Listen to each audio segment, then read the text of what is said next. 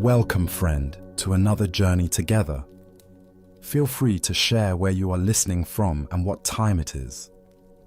There's something deeply moving about knowing that right now, many of us are settling into our own quiet spaces with our busy thoughts, letting these timeless teachings gently guide us towards rest. Tonight, you'll discover ancient wisdom that Buddhist masters have treasured for centuries to calm the turbulent mind and cultivate deep, restorative peace. I'm going to share a thoughtfully chosen collection of profound Zen stories that have guided countless seekers toward inner stillness and the most tranquil rest of their lives. Each tale holds a sacred teaching that awakens your spirit's natural capacity to release tension and worry. What makes this different from ordinary relaxation techniques is that these timeless teachings work regardless of your experience with meditation. Even if your thoughts feel chaotic, even if you've struggled with restlessness before, the Buddha once observed, "Peace comes from within. Do not seek it without." Over the coming hours, you'll understand exactly what this means and how to weave it into your own experience. As we explore stories of curious seekers, compassionate teachers, and transformative moments, you'll notice something beautiful unfolding. Your shoulders will begin to soften, your breathing will naturally deepen, and you'll find yourself gently settling into a state of profound calm. So make yourself comfortable now. Let your body sink fully into this moment. Draw one slow breath with me, and as you release it, know that you've just opened the door to a wisdom that has been patiently waiting for you across the centuries. Let's begin with our first story. At the foot of a mist-covered mountain in ancient Japan, there stood a small, simple hut made of wood and bamboo. This humble dwelling belonged to Ryokan, a Zen master who had chosen to live with almost nothing. His possessions consisted of a single bowl, a worn robe, and a few sacred texts. The walls of his hut were bare, except for shadows cast by moonlight, and his floor held only a thin mat for sleeping. Yet those who visited him always remarked on the profound peace that filled this simple space. Ryokan spent his days in meditation, writing poetry, and walking in the surrounding forest. He found joy in the smallest things, the sound of rain on his roof, the sight of cherry blossoms, the warmth of sunlight through his window. His happiness seemed to spring from sources invisible to most people, as if he had discovered treasures hidden in plain sight. One evening, as crickets sang their night songs and the moon climbed high above the mountain peaks, Ryokan had gone to the village to visit a sick friend. While he was away, a thief crept up the mountain path toward his hut. The thief had heard stories about the famous Zen master and assumed that someone so revered must possess valuable items, perhaps gold, silver, or precious artifacts. The thief carefully examined the hut from outside, listening for any sounds within. Hearing nothing, he slipped inside through the unlocked door.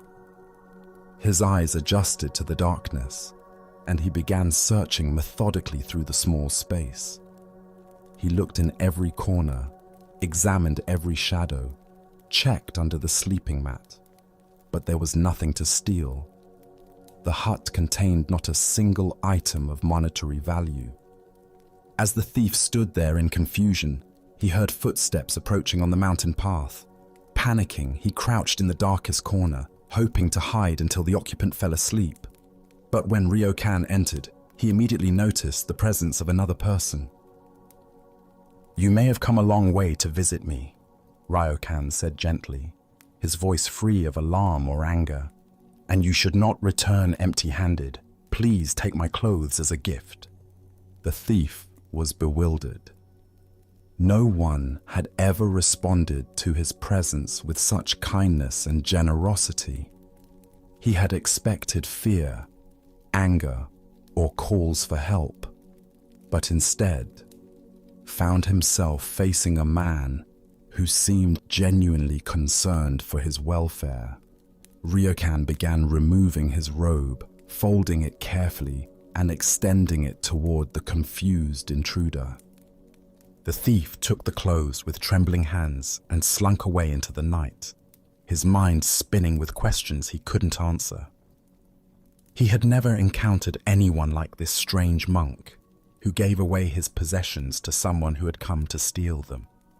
After the thief disappeared down the mountain path, Ryokan sat naked outside his hut, gazing up at the full moon. Its silver light bathed the mountainside in ethereal beauty, transforming the landscape into something magical and otherworldly. "Poor fellow," Ryokan murmured with genuine compassion. "I wish I could give him this beautiful moon." Buddha's wisdom reminds us, health is the greatest gift, contentment the greatest wealth, faithfulness the best relationship. Here we discover a teaching about the nature of true abundance and the poverty of endless wanting. Why do we spend so much energy accumulating possessions when the greatest treasures cannot be owned? Zen Buddhism points to our fundamental confusion about the source of happiness. We believe that security comes from having things, but Ryokan demonstrates that true security comes from needing nothing. We think wealth means possession, but he shows us that wealth means the capacity to give freely. This tale unveils the profound difference between having and being. The thief came seeking objects he could carry away, but Ryokan possessed something that cannot be stolen, a deep contentment that springs from within. The moon, symbol of this inner radiance, illuminates all equally and belongs to no one and everyone simultaneously. Consider how much of our life energy goes toward protecting what we own versus cultivating what we are.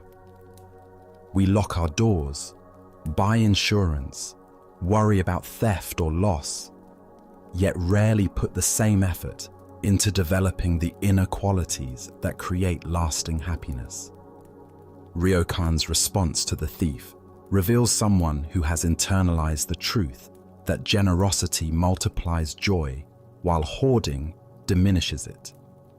The Buddha said, "If you knew what I know about the power of giving, you would not let a single meal pass without sharing it in some way."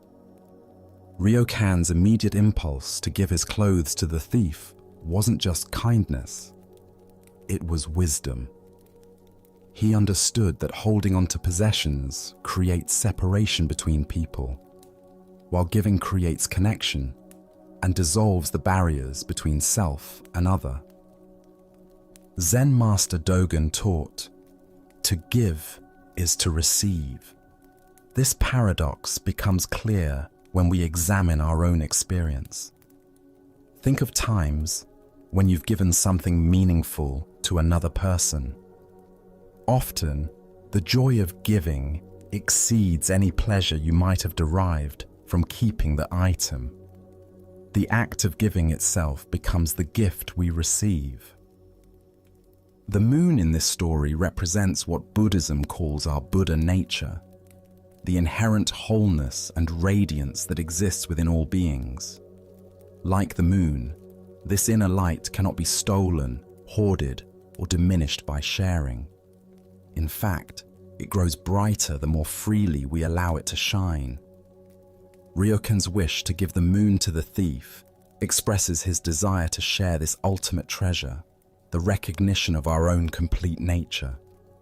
In our consumer culture, we're constantly told that happiness comes from acquiring more, but Ryokan's example suggests the opposite, that happiness comes from needing less and giving more. This doesn't mean we should live in poverty, but rather that we can hold our possessions lightly, seeing them as tools for service rather than sources of identity or security. The thief left with clothes, but missed the greater treasure. The example of a human being who had discovered unshakable peace through inner simplicity. He took something that could be worn out or lost, but walked away from something that could have transformed his entire life. Tonight, as you look at the moon, or simply rest in the quiet of this moment, can you sense the wealth that cannot be stolen? The breath moving through your body, the awareness that perceives these words, the capacity for love and wonder that exists regardless of your circumstances. As the Buddha taught, better than 1,000 hollow words is one word that brings peace. The peace that Ryokan embodied is available to each of us when we stop grasping and learn to rest in our own inherent completeness. Now, let us explore a Zen story that takes place in a quiet monastery where 20 monks and one nun named Ishun practiced meditation together under the guidance of their Zen master. The morning air was crisp with the scent of incense, and the sound of wooden bells echoed softly through the stone corridors. Eshun moved through her daily practice with graceful presence, her shaved head catching the golden light that streamed through the temple windows. Despite her plain robes and simple appearance, Eshun possessed a natural beauty that drew the attention of several monks. They found themselves stealing glances during meditation, their minds wandering from their breath to thoughts of her gentle movements and serene countenance. One monk, particularly smitten, felt his heart race whenever she passed by. The weight of his feelings grew heavier each day until he could no longer contain them. In the quiet of his cell, he wrote her a letter confessing his love and requesting a private meeting. His hands trembled as he folded the paper, and he slipped it to her after the evening meal. He watched her face carefully as she read it, searching for any sign of reciprocal feeling, but Eshun's expression remained unchanged, calm as still water. She folded the letter quietly and continued with her evening practice, offering no response. The following day, the master delivered his regular teaching to the assembled group. The hall was filled with the soft rustle of robes and the gentle rhythm of synchronized breathing. When the lecture concluded, Eshun rose from her cushion with deliberate grace. The room fell silent as all eyes turned to her. She looked directly at the monk who had written the letter, her gaze steady and compassionate. "If you really love me so much," she said clearly, her voice carrying to every corner of the hall, "come and embrace me now." The monk's face flushed crimson. His heart pounded so loudly he was certain everyone could hear it. The other monks shifted uncomfortably, some looking away, others watching with fascination. The weight of the moment hung heavy in the air. In that instant, the monk understood. His love crumbled under the light of truth, revealed as nothing more than desire, fantasy, and attachment. Buddha's wisdom reminds us, you yourself, as much as anybody in the entire universe, deserve your love and affection. What emerges from this story is a profound teaching about the difference between true love and attachment disguised as love. Eshun's response cut through the monk's romantic illusion with the sharp blade of reality, revealing the conditional nature of what he called love. Why do we so often confuse desire with love? Zen Buddhism points to the ego's tendency to project our needs onto others, creating elaborate fantasies about connection while remaining fundamentally self-centered. The monk's love was based on Ishun's appearance and his own longing, not on genuine care for her well-being or spiritual growth. True love, as Buddhism teaches, is unconditional compassion, that seeks nothing in return. Consider how often we attach the word love to experiences that are actually about possession, control, or the fulfillment of our own needs. We say we love someone, but what we really mean is that their presence makes us feel good, their attention validates us, or their beauty pleases us. This is not love, but attachment, and attachment inevitably leads to suffering. Zen teacher Suzuki Roshi observed, "Each of you is perfect the way you are, and you can use a little improvement." This paradox applies beautifully to love. We must love others as they are, not as we wish them to be, while simultaneously supporting their growth and awakening. The monk's letter revealed his desire to possess Eshun privately, to have her conform to his romantic fantasy, rather than honoring her path as a devoted practitioner. Eshun's response demonstrated what Zen calls fierce compassion, the willingness to cut through delusion even when it causes temporary discomfort. By exposing the monk's attachment publicly, she offered him and everyone present a teaching about the nature of authentic love versus romantic projection. True love acts for the beloved's highest good, even when that means destroying pleasant illusions. In our daily lives, we can practice this discernment by examining our relationships honestly. When we feel attracted to someone, are we seeing them clearly or projecting our needs onto them? When we offer help or affection, are we genuinely serving their well-being or seeking something in return? The Buddha taught that loving kindness begins with self-awareness and extends outward through increasingly widening circles of genuine care. Tonight, as you reflect on the relationships in your life, can you distinguish between love and attachment? Can you offer care that asks nothing in return, that honors others' autonomy and spiritual journey? As the Buddha taught, hatred is never appeased by hatred in this world. By non-hatred alone is hatred appeased. This is a law eternal. True love dissolves the boundaries between self and other, creating space for authentic connection to flourish. Let us now turn to a tale that challenges our understanding of spiritual progress and genuine compassion. This is the story of the old woman's compassion test. In the mountains of ancient China, there lived an elderly woman whose generosity knew no bounds. For over 20 years, she had supported a monk's spiritual practice with unwavering dedication. She had built him a simple hut with her own hands using timber from the surrounding forest, and brought him food daily so he could devote himself entirely to meditation. Her weathered hands had kneaded countless loaves of bread. Her bent back had carried heavy loads up the mountain path, all out of faith that her support was nurturing genuine spiritual development. As the years passed, the woman began to wonder about the monk's progress.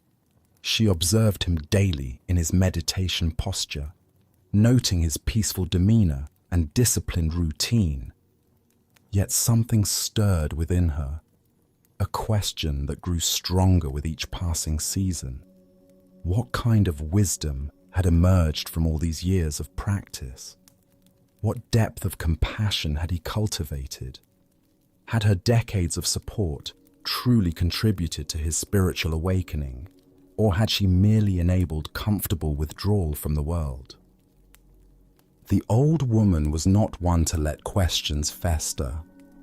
She was a practical person who believed that spiritual development should manifest in one's response to life's complexities, not just in the ability to sit peacefully in isolation. She devised a test that would reveal the true nature of the monk's attainment. She approached a young woman from the village, someone known for her warmth and natural sensuality. "I need your help. the old woman explained. Go to the monk and embrace him. Show him genuine affection. Then ask him suddenly, "What now?" I want to see how he responds to this unexpected situation. The young woman agreed, curious about this unusual request. She made her way up the mountain path to the monk's hut, her heart beating with nervous anticipation. When she arrived, she found the monk in his usual meditation posture, still as a statue. Without hesitation, she approached him and embraced him warmly, her touch conveying genuine human connection and affection. "What now?" she asked softly, looking into his eyes. The monk's response came immediately, his voice cold and distant. "An old tree grows on a cold rock in winter. Nowhere is there any warmth." The young woman felt a chill that had nothing to do with the mountain air. She returned to the old woman and related exactly what the monk had said. The old woman's face darkened with disappointment and anger. "To think I fed that fellow for 20 years, she exclaimed. "He showed no consideration for your need, no disposition to explain your condition. He need not have responded to passion, but at least he should have evidenced some compassion." Without hesitation, the old woman marched up the mountain to the monk's hut and burned it to the ground. As the Buddha observed, compassion is not religious business. It is human business. It is not luxury. It is essential for our own peak survival. The heart of this lesson lies in understanding that true spiritual development must include the capacity for genuine human connection and appropriate response to others' needs. Why do we sometimes mistake spiritual detachment for spiritual accomplishment? Zen Buddhism warns against what it calls Zen sickness, the tendency to use spiritual concepts as shields against authentic engagement with life. The monk had achieved a kind of equanimity, but it was cold and lifeless, lacking the warmth of genuine compassion. The old woman's test revealed a crucial distinction between spiritual bypassing and authentic realization. The monk had learned to remain undisturbed by sensual temptation, but he had not learned to respond to human need with appropriate kindness. His poetic response about the cold tree revealed someone who had become emotionally frozen rather than spiritually liberated. Consider how often we encounter people who use spiritual concepts to avoid genuine engagement. They speak of detachment while remaining emotionally unavailable. They talk about non-attachment while showing indifference to others' suffering.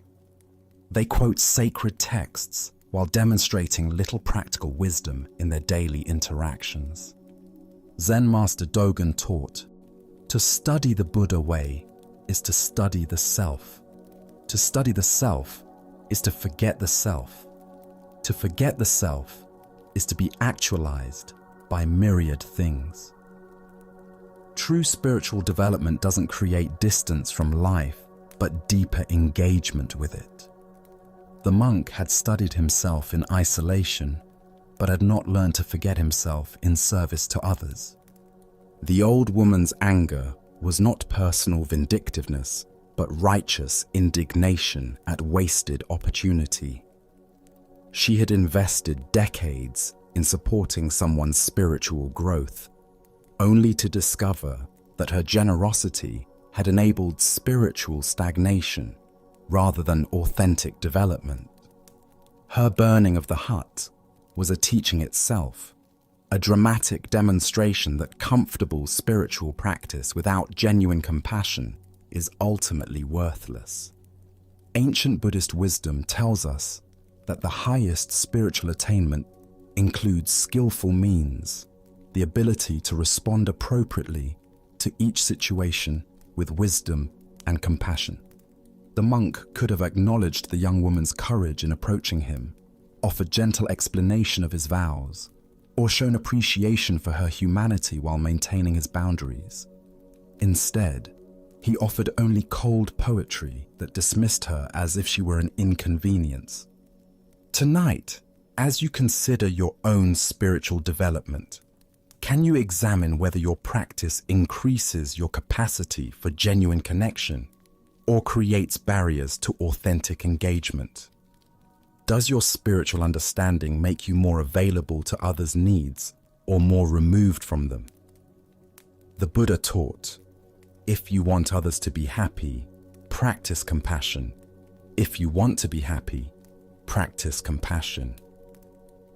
True spiritual progress is measured not by our ability to remain undisturbed, but by our capacity to respond to life with wisdom, warmth, and genuine care. As we continue our journey through the wisdom of Zen Buddhism, we encounter a story about the transformation of fear into power. This is the tale of great waves.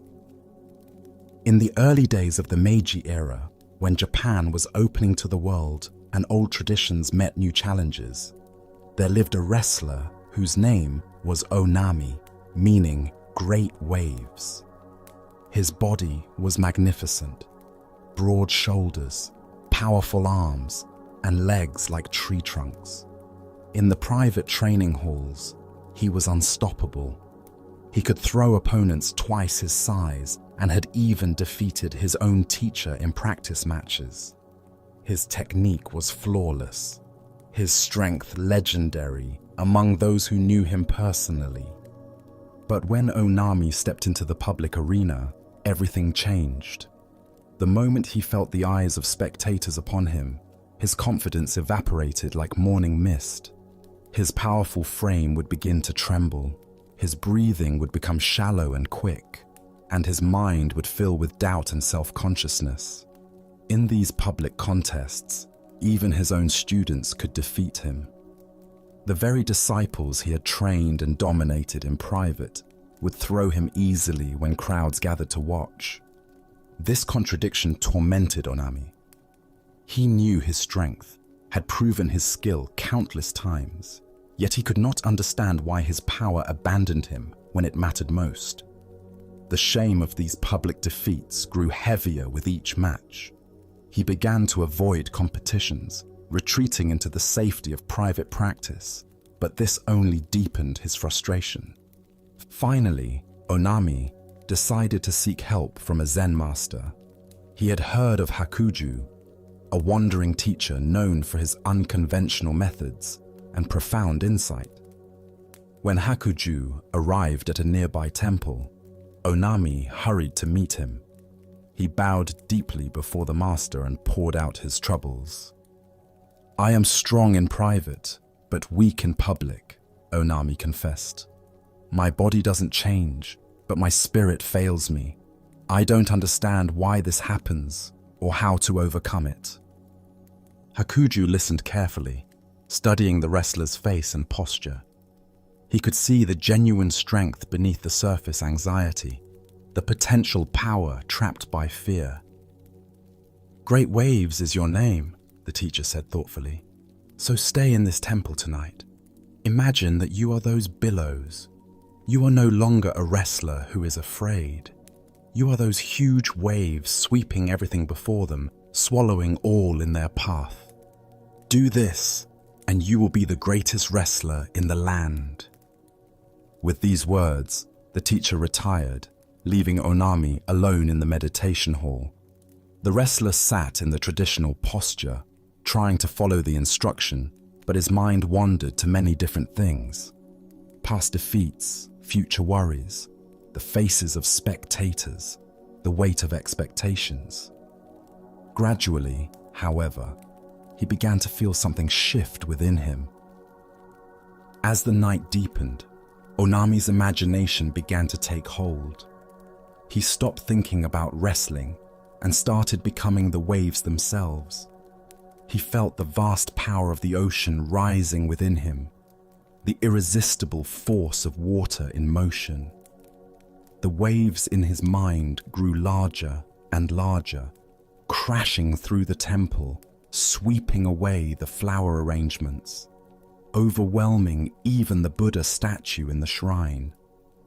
By dawn, in his meditation, The entire temple had become nothing but the ebb and flow of an immense sea. When morning came, Hakuin found Onami still sitting in meditation, a subtle smile playing on his lips. The wrestler's entire presence had changed. There was a depth and power about him that hadn't been there before. The teacher gently patted his shoulder. "Now nothing can disturb you," Hakuin said with satisfaction. "You are those waves. You will sweep everything before you." That very day, Onami entered a wrestling contest. When he stepped into the ring, he no longer saw the crowd or felt their judgment. He was the ocean itself, vast and powerful and completely natural in its strength. He won every match effortlessly. From that day forward, no one in all of Japan could defeat him. The Buddha once said, "The mind is everything. What you think, you become." This ancient wisdom illuminates the profound transformation that occurred in Onami's consciousness. He discovered that his greatest enemy was not any external opponent, but his own self-limiting beliefs and fear of judgment. Why do we often perform far below our actual capabilities when others are watching? Zen Buddhism explains this phenomenon through the concept of self-consciousness. The way our attention becomes divided between the task at hand and our concern about how we appear to others. When we worry about our image, we lose connection with our natural abilities and authentic power.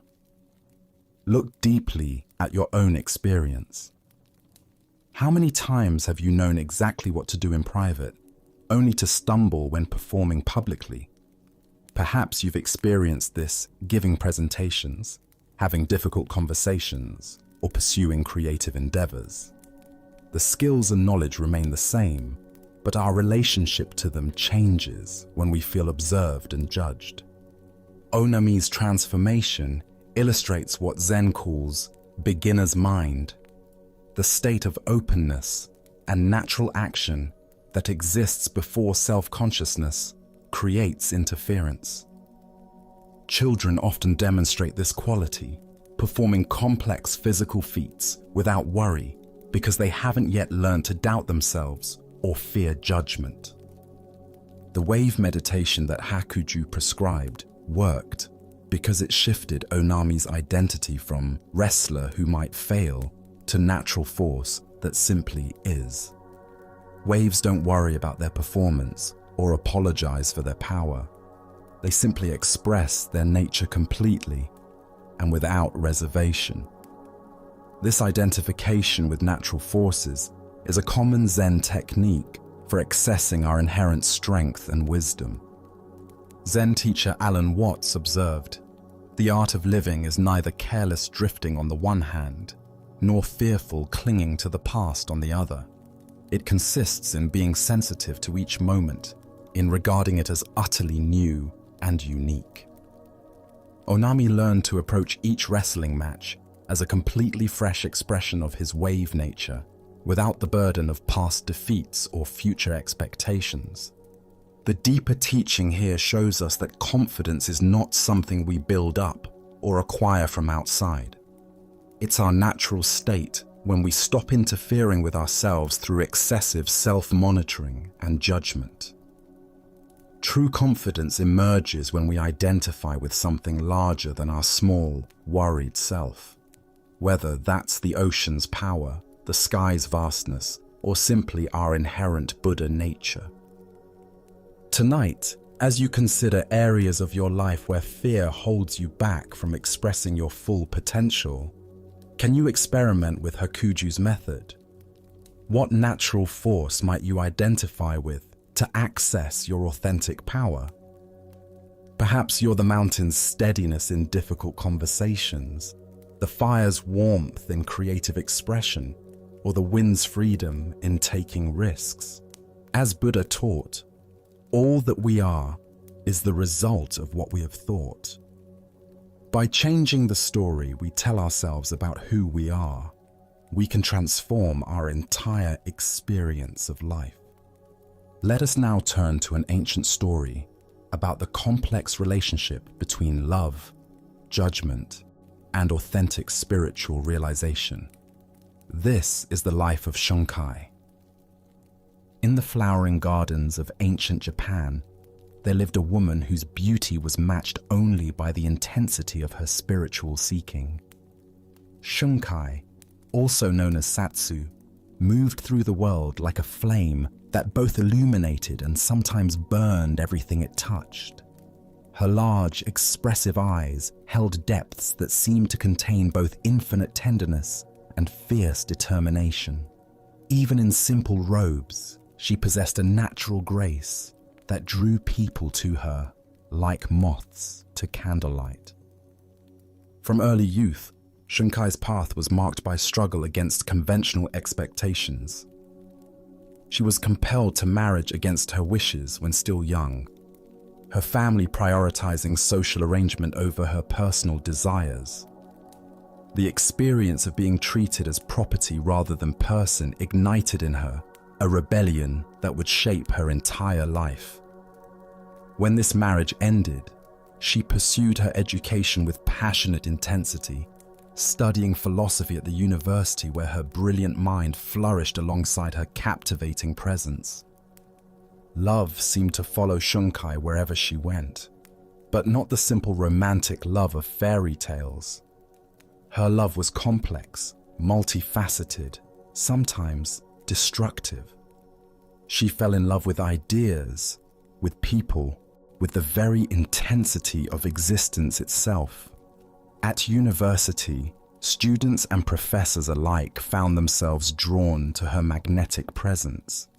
When philosophy no longer satisfied her deep spiritual hunger, she turned to Zen Buddhism, hoping to find in ancient wisdom what intellectual study could not provide. But even in the temple, the same patterns emerged. The Zen students, supposedly focused on transcending earthly attachments, found themselves attached to her. Her very presence seemed to stir up the desires and conflicts that meditation was meant to resolve. Yet beneath the surface attraction, there was something genuine in Shunkai's spiritual seeking that her brothers in the temple recognized and respected. In Kyoto, at the sub-temple of Kenin, Shunkai finally found what seemed like a spiritual home. Her sincerity impressed the monks, and one in particular became her spiritual companion, helping her navigate the complexities of Zen practice. For a time, it seemed she had found the balance between her passionate nature and the disciplined path of awakening. However, the temple's abbot, Mokurai, known as Silent Thunder, maintained strict traditional standards. He was a man who kept the ancient precepts with fierce dedication and expected the same from others. When he discovered monks' wives in his temples, he would chase them away with a broom, but his efforts seemed only to multiply the problem he was trying to solve. The wife of the head priest, watching Shunkai's growing influence and the praise her earnestness received, felt a jealousy that ate at her like acid. Unable to bear the comparison between her own conventional devotion and Shunkai's intense spiritual seeking, she began spreading rumors about Shunkai and her male companion. The poison of gossip worked its way through the temple community like fire through dry grass. As a consequence of these rumors, Shunkai's friend was expelled from the temple, and she herself was removed from the community that had finally seemed to understand her. Standing in the temple courtyard with her few possessions, Shunkai felt the familiar pain of rejection, but this time it was mixed with righteous anger. I may have made the mistake of love, she thought, but the priest's wife shall not remain in the temple either if my friend is to be treated so unjustly. That night, driven by a fury that consumed rational thought, Shunkai took a can of kerosene and set fire to the 500-year-old temple. The ancient wooden structure, with its irreplaceable history and sacred artifacts, burned to the ground. In the morning, she found herself in police custody, watching the ashes of her spiritual home smolder in the dawn light. A young lawyer, moved by her story and perhaps by her beauty, tried to help reduce her sentence. But Shunkai, with the same intensity that had driven her to both spiritual seeking and destructive action, refused his help. "Do not help me," she told him. "I might decide to do something else which would only imprison me again." 7 years in prison followed. Even there, her magnetic presence continued to work its strange magic. The 60-year-old warden fell under her spell.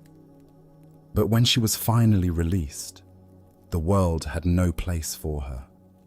Everyone saw only the scandal, the crime, the woman who had burned down a sacred temple. Even the Zen community, which preached enlightenment and compassion, shunned her completely.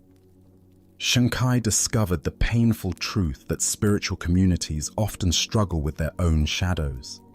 The same people who spoke of universal Buddha nature and non-judgment turned away from her in disgust. Her own family disowned her. She grew sick, poor, and weak, surviving on the margins of a society that had definitively rejected her. In her final years, she found some peace through a Shinshu priest who taught her to call upon the Buddha of love. In this simple practice, she finally found the acceptance and forgiveness that had eluded her throughout her tumultuous life. She died still beautiful, still young at barely 30, her potential largely unrealized due to the judgments and limitations of her time. Before her death, she wrote her own story, hoping perhaps to earn enough to survive, but also to leave a record of a life that refused to conform to expectations. Some of her story reached a woman writer, and through her, the Japanese people learned of Shunkai's journey. Those who had rejected, slandered, and hated her now read of her life with tears of remorse. As the Buddha understood, 3 things cannot be long hidden: the sun, the moon, and the truth. The deeper teaching here shows us how society's judgments often prevent us from recognizing the sacred in unexpected forms. Shunkai's passionate nature, which could have been a source of great spiritual power, was channeled into destruction because she found no community wise enough to help her transform her intensity into wisdom. Why do we so often reject those who embody the very qualities we claim to value? Zen Buddhism reveals our tendency to prefer comfortable, predictable spirituality over the raw, transformative power of genuine awakening. Shunkai's love was too intense, her seeking too passionate, her responses too human for a community that preferred the appearance of transcendence to its messy reality. This tale points us toward understanding that authentic spiritual life includes all of our humanity, the beautiful and the ugly, the inspiring and the destructive. Shunkai's mistake was not her capacity for love, but her inability to find wise guidance for channeling that love constructively.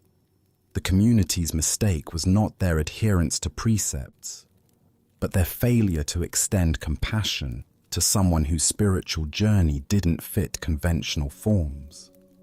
In Japanese culture, there is a practice called kintsugi, the art of repairing broken pottery with gold, making the repaired object more beautiful than the original. Shunkai's life was like a broken vessel that was never offered the gold of true understanding and acceptance. Instead of being transformed through wise guidance, Her cracks became fractures that ultimately shattered her life. The Buddha taught, if you light a lamp for someone else, it will also brighten your own way. Those who rejected Shunkai missed the opportunity to be illuminated by her fierce dedication to truth, however imperfectly expressed. Her story reminds us that the path to awakening is rarely smooth or conventional, and that our capacity to hold space for others' struggles directly reflects our own spiritual maturity. Tonight, as you consider the outcasts and difficult people in your own life, can you look beyond their actions to the spiritual longing that might be driving them? Can you see past society's judgments to the Buddha nature that exists even in those who have made terrible mistakes? As Buddha said, hatred does not cease by hatred, but only by love. This is the eternal rule. Shunkai's life challenges us to extend this love not just to the obviously virtuous, but to those whose seeking has led them down dark paths. In learning to embrace the full spectrum of human spiritual experience, we discover the compassion that transforms both ourselves and our world. As we continue our journey, let us now turn to a story about acceptance and the art of contentment. This is the shepherd's wisdom. Along a dusty mountain road where wildflowers dotted the hillsides, a weary traveler encountered a shepherd tending his flock. The morning sun climbed steadily higher, and clouds gathered on the horizon, creating an uncertain sky that could promise either gentle rain or scorching heat. The shepherd sat peacefully on a smooth boulder, watching his sheep graze contentedly among wild grasses. His face bore the calm expression of one who had spent countless seasons under open sky, learning lessons that only nature can teach. There was something in his demeanor, a quality of unshakable serenity that drew the traveler's attention. "Good morning, friend," the traveler called out, wiping sweat from his brow. "What kind of weather are we going to have today?" The shepherd looked up with eyes that held mountain stream clarity and smiled with genuine warmth. "The kind of weather I like," he replied simply, as if this were the most obvious answer in the world. The traveler paused, confused. He had expected a practical forecast that would help him plan his day. Instead, he received what seemed like circular logic, offering no useful information. "How do you know it will be the kind of weather you like?" the traveler pressed, his voice carrying frustration mixed with curiosity. The shepherd's smile deepened, and he gestured toward the vast sky above them, where clouds and clear patches moved in their eternal dance. "Having found out, sir, that I cannot always get what I like," he said, with the patience of one who had learned life's most essential lesson, "I have learned to always like what I get. So I am quite sure we will have the kind of weather I like." The traveler stood in silence, the profound simplicity of this wisdom settling into his understanding, like seeds finding fertile ground. Here was a man who had discovered something that all the weather predictions in the world could not provide: complete freedom from the anxiety of uncertainty. As the Buddha observed, attachment is the root of suffering. What emerges from this story is the recognition that true contentment comes not from controlling external circumstances, but from transforming our relationship to whatever circumstances arise. Why do we exhaust ourselves trying to arrange life according to our preferences, rather than learning to find peace within whatever life presents? The shepherd represents what Zen calls great acceptance, not passive resignation, but the profound wisdom that recognizes resistance to reality as the primary source of suffering. When we fight against what is, we create an internal war that drains our energy and blocks our capacity for contentment. When we learn to align ourselves with reality as it unfolds, we discover the tremendous peace that comes from swimming with the current rather than against it. Consider how much mental and emotional energy we spend each day resisting circumstances beyond our control. Traffic jams, weather that doesn't match our plans, people who don't behave as we think they should. Each resistance creates a small contraction in our awareness, a tiny rebellion against reality that accumulates into chronic dissatisfaction. The shepherd's approach doesn't mean becoming passive or ceasing to have preferences. We can still hope for sunny days while fully accepting rainy ones. We can work toward goals while finding peace when outcomes differ from expectations. The key lies in holding our preferences lightly rather than allowing them to determine our contentment. Zen Master Seng Tsan wrote, "The great way is not difficult for those who have no preferences." This doesn't suggest eliminating all desires, but rather not allowing those desires to become demands that reality must fulfill for us to be okay. Look deeply at your own patterns of resistance. How often do you find yourself arguing with reality, wishing circumstances were different, or believing you'll be content when things change? This tension is optional, not because you should suppress your desires, but because you can learn to hold them more skillfully. The Buddha taught that attachment doesn't mean caring deeply about things.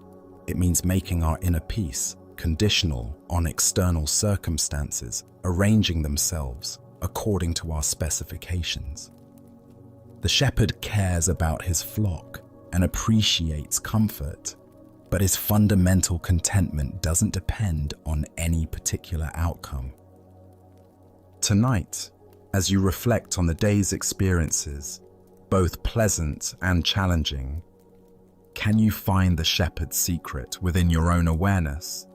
What if contentment isn't waiting for better circumstances, but is available right now through a shift in perspective? As the Buddha taught, happiness does not depend on what you have or who you are.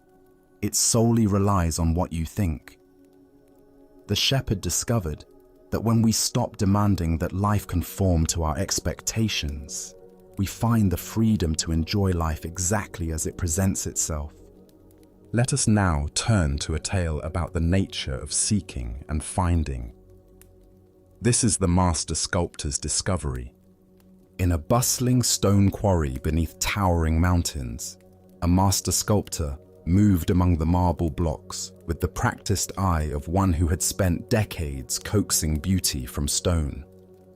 The morning sun cast golden light across the quarry, illuminating countless blocks that seemed to whisper their stories to him.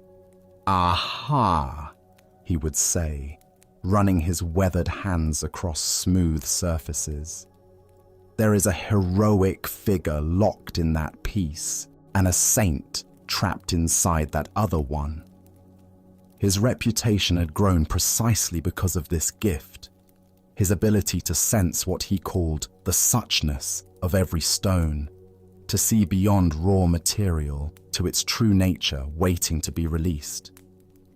But on this morning, the sculptor's heart carried a different weight. For over 40 years, he had been searching for something special, the perfect block from which he could create his masterwork, a glorious statue of the Buddha.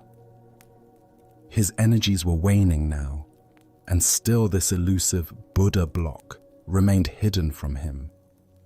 He had traveled to great quarries around the world, consulted experts, hired specialists to scour remote areas, yet nowhere could he find that one perfect slab that would allow him to release the most perfect likeness of Buddha.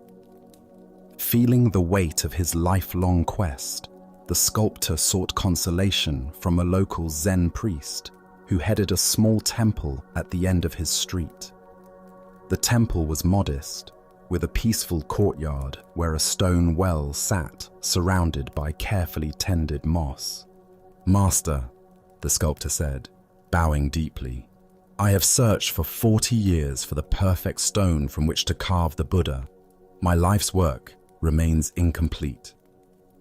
The priest listened with kind eyes, then smiled gently. "No problem," he said with such simplicity that the sculptor felt both confused and hopeful. "Do you mean you can tell me where I might find the perfect material from which I can release the Buddha of my dreams?" the sculptor asked, excitement rising in his voice. "Of course." "Where?" The priest raised his hand and pointed across the courtyard. "Over there," he said, indicating the stone well. The excited sculptor hurried to the well and peered down into the still, dark water. There, looking back at him with the same questioning eyes, the same lined face marked by years of searching, was his own reflection. Buddha's wisdom reminds us, if you cannot find the truth right where you are, where else do you expect to find it? The deeper teaching here shows us that what we seek most desperately often lies not in some distant place or perfect circumstance, but in the very ground of our own being. Why do we exhaust ourselves searching everywhere except within? Zen Buddhism reveals that we become so focused on the object of our search that we forget to examine the searcher. The sculptor had examined thousands of stones, traveled countless miles, yet never considered that the very consciousness doing the seeking was itself the perfect material for awakening.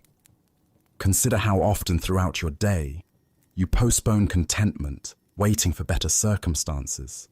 "I'll be happy when I get the promotion, find the right partner, when conditions are finally perfect." This is seeking the Buddha block everywhere, except in the reflection looking back at us right now.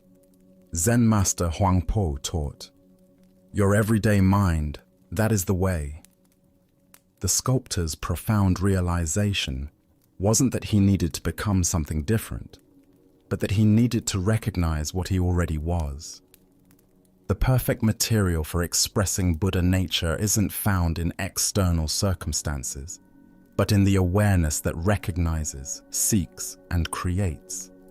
The well represents the still point within consciousness, where seeking ends and finding begins. When we stop looking outward and peer into the depths of our own awareness, we discover that the one who seeks and the sought are the same. In Zen practice, we speak of original face, the essential nature that exists before conditioning. This original face isn't hidden in some special place. It's looking back at us from every mirror, every moment of genuine presence. Tonight, as you encounter the reflection of your own seeking mind, can you recognize the Buddha nature that has been with you all along? Perhaps it appears in your capacity for wonder, your longing for truth, or simply in the awareness that notices these very words. As the Buddha taught, look within, you are the Buddha. The masterwork you've been seeking isn't waiting for perfect materials. It's waiting for the recognition that the artist, the art, and the awareness that appreciates beauty are all expressions of the same essential nature. As we continue our journey through the wisdom of Zen Buddhism, let us turn to a story about the difference between resistance and flow. This is the teaching of the old man and the waterfall. In a mountain village where a swift river carved its way through ancient rocks, an old Taoist sage often walked along the water's edge, observing the interplay between the flowing current and the solid stones that tried to redirect its path. The villagers knew him as a gentle, contemplative man who seemed to understand something profound about the natural world that others missed. One afternoon, as storm clouds gathered and rain began to fall, The river swelled with unusual force. The current grew violent and unpredictable, rushing toward a high waterfall that dropped into a rocky gorge below. Most people avoided the area during such conditions, knowing that anyone who fell into the rapids would face almost certain death against the jagged rocks at the bottom of the falls. The old man, however, had been caught by the sudden storm while walking along his usual path. As he tried to make his way back to safety, the muddy bank gave way beneath his feet. Before he could catch himself, he tumbled into the raging torrent and was immediately swept away by the powerful current. Villagers who witnessed his fall cried out in horror. They ran along the riverbank, helplessly watching as the old man was carried toward the waterfall by waters too violent and swift for any rescue attempt. They could only watch in anguish as he disappeared over the edge, plunging into the churning chaos below. Everyone assumed the worst.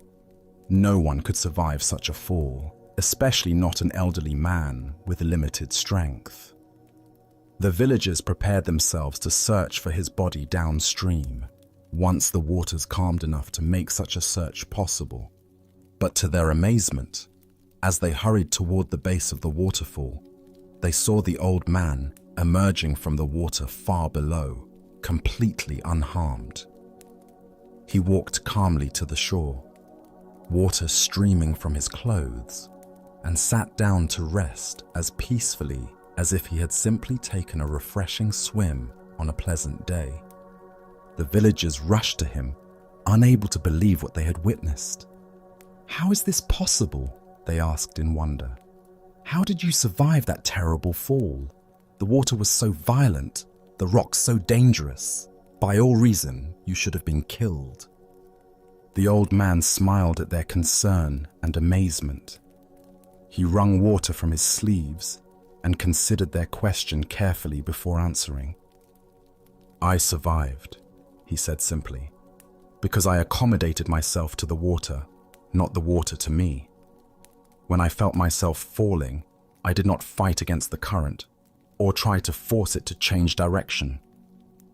Without thinking, I allowed myself to be shaped by it. When the water wanted to go down, I went down. When it swirled, I swirled with it. Plunging into the whirlpool, I came out with the whirlpool. I became like the water itself, and this is how I survived." The villagers listened in silence, beginning to understand that they had witnessed something far more than a fortunate accident. They had seen a demonstration of a profound principle that the old man had spent years learning from his careful observation of the natural world. As the Buddha taught, nothing is permanent. Everything is subject to change. Being is always becoming. Here we discover the wisdom of working with life's currents, rather than exhausting ourselves in futile resistance to forces beyond our control.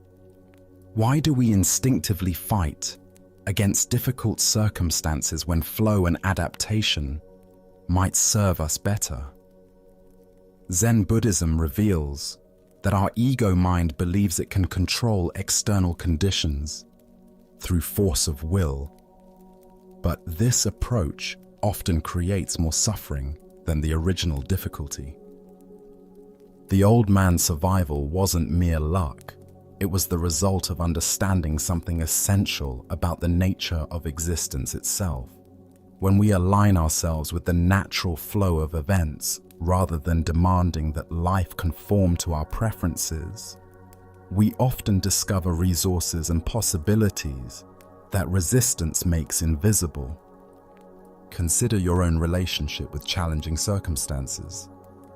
How much energy do you spend fighting against situations you cannot change?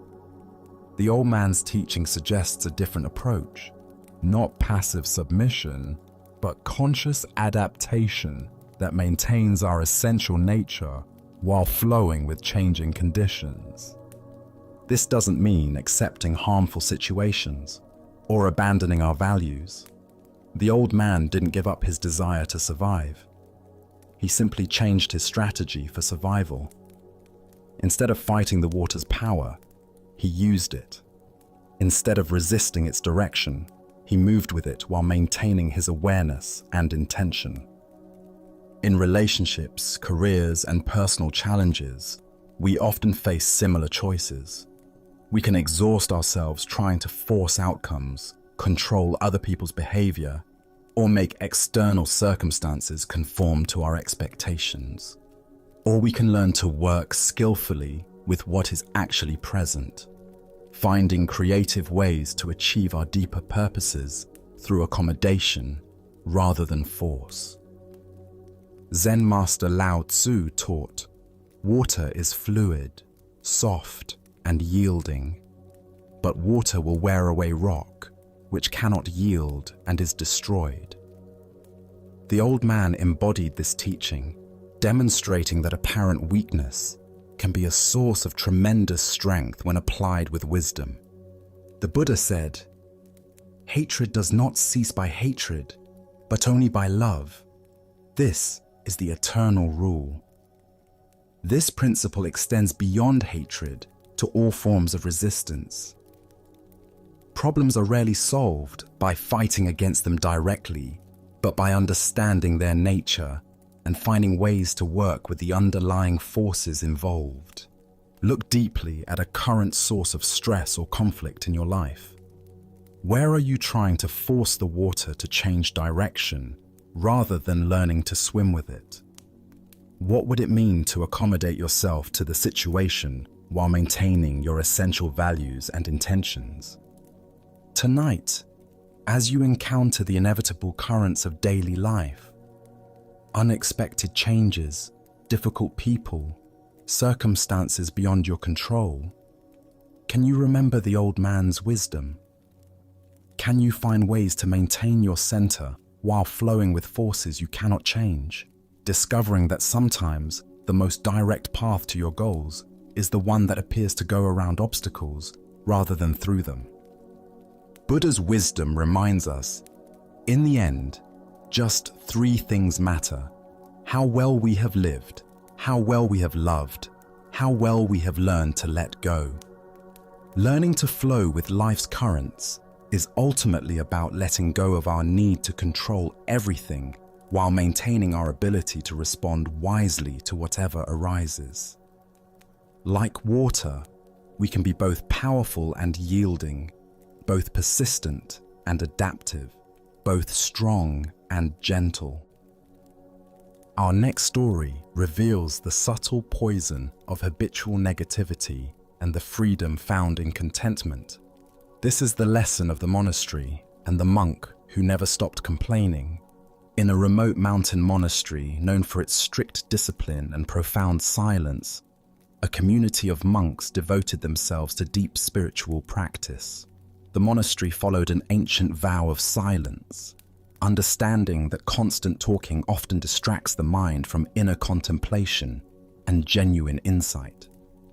For years at a time, the monks would practice in complete quiet, finding peace in the absence of unnecessary words. However, this particular monastery had one unusual tradition.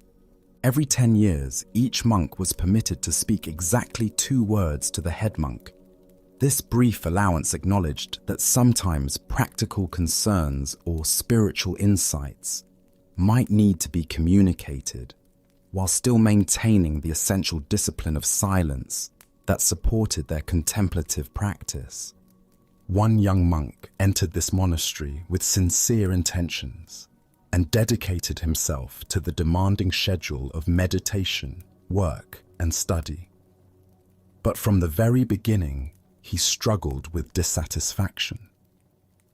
The simple accommodations felt uncomfortable, the plain food seemed inadequate, and the rigorous schedule challenged his preferences at every turn. After his first 10 years of practice, he went to the head monk for his permitted communication. The elder looked at him with kind, expectant eyes, ready to hear whatever wisdom or insight the decade of silent practice might have produced. "Bed hard," the monk said, using his two precious words to express his primary complaint about the sleeping arrangements. "I see," the head monk replied gently, making note of the comment, but offering no judgment or solution.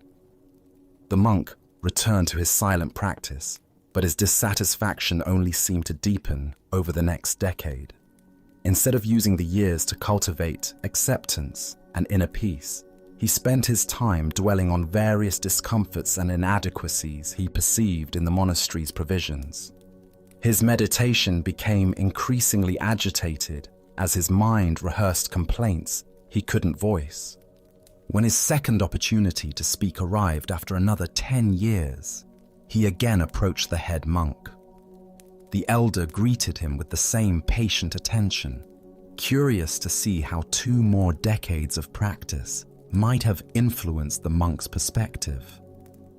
"Food stinks," the monk declared, using his allocated words to express his ongoing dissatisfaction with the simple vegetarian meals provided by the community. "I see," the head monk responded with unchanged equanimity, observing this second expression of complaint without surprise or criticism. Another 10 years passed, during which the monk's internal negativity continued to grow. Instead of finding freedom through spiritual practice, he had used 3 decades to perfect the art of mental complaining. His silent years were filled not with peace and insight, but with constant internal criticism of his circumstances.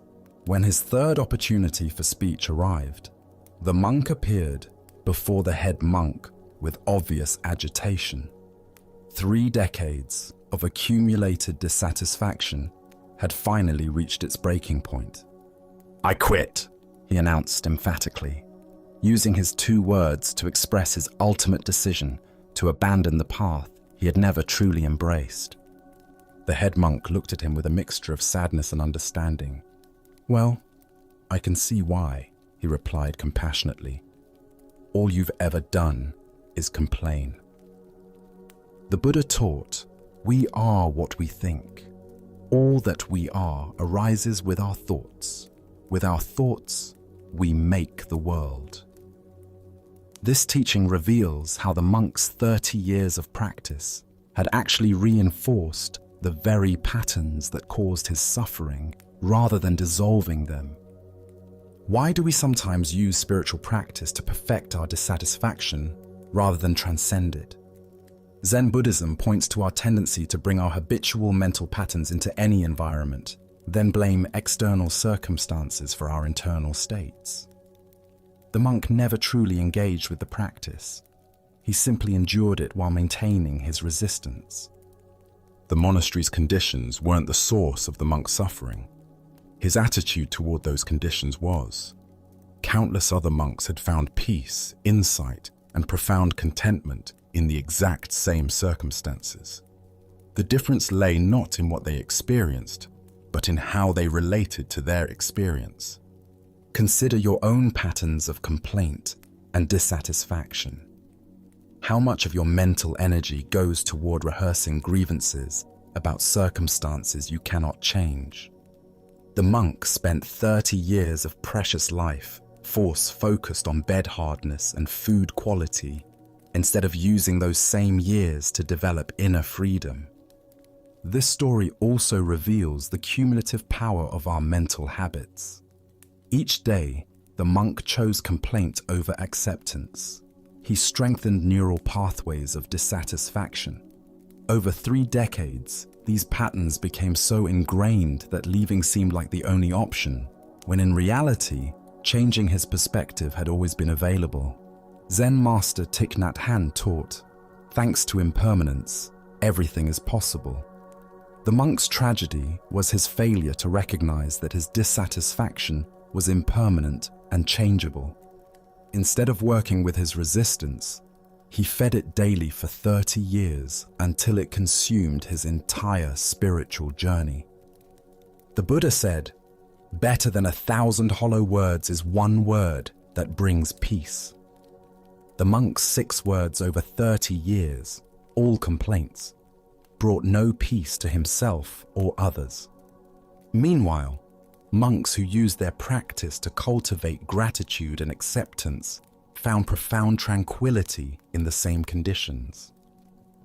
Look deeply at your own relationship with current challenges. Where are you spending years complaining about circumstances that could be transformed through a shift in perspective? What would change if you used the same mental energy currently devoted to dissatisfaction to cultivate acceptance and inner peace? Tonight, as you notice the inevitable discomforts and imperfections of daily life, can you remember the monk's wasted decades?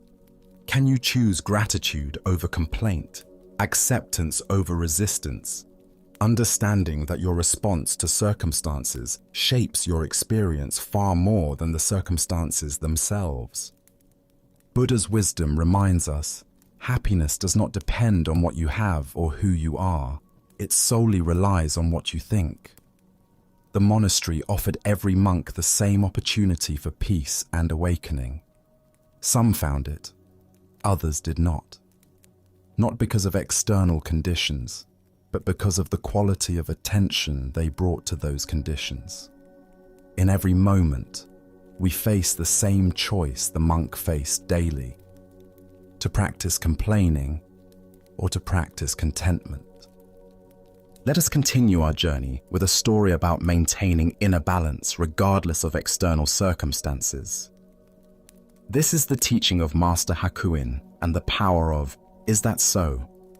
Master Hakuin lived in a small village where he was deeply respected for his wisdom, compassion, and exemplary character.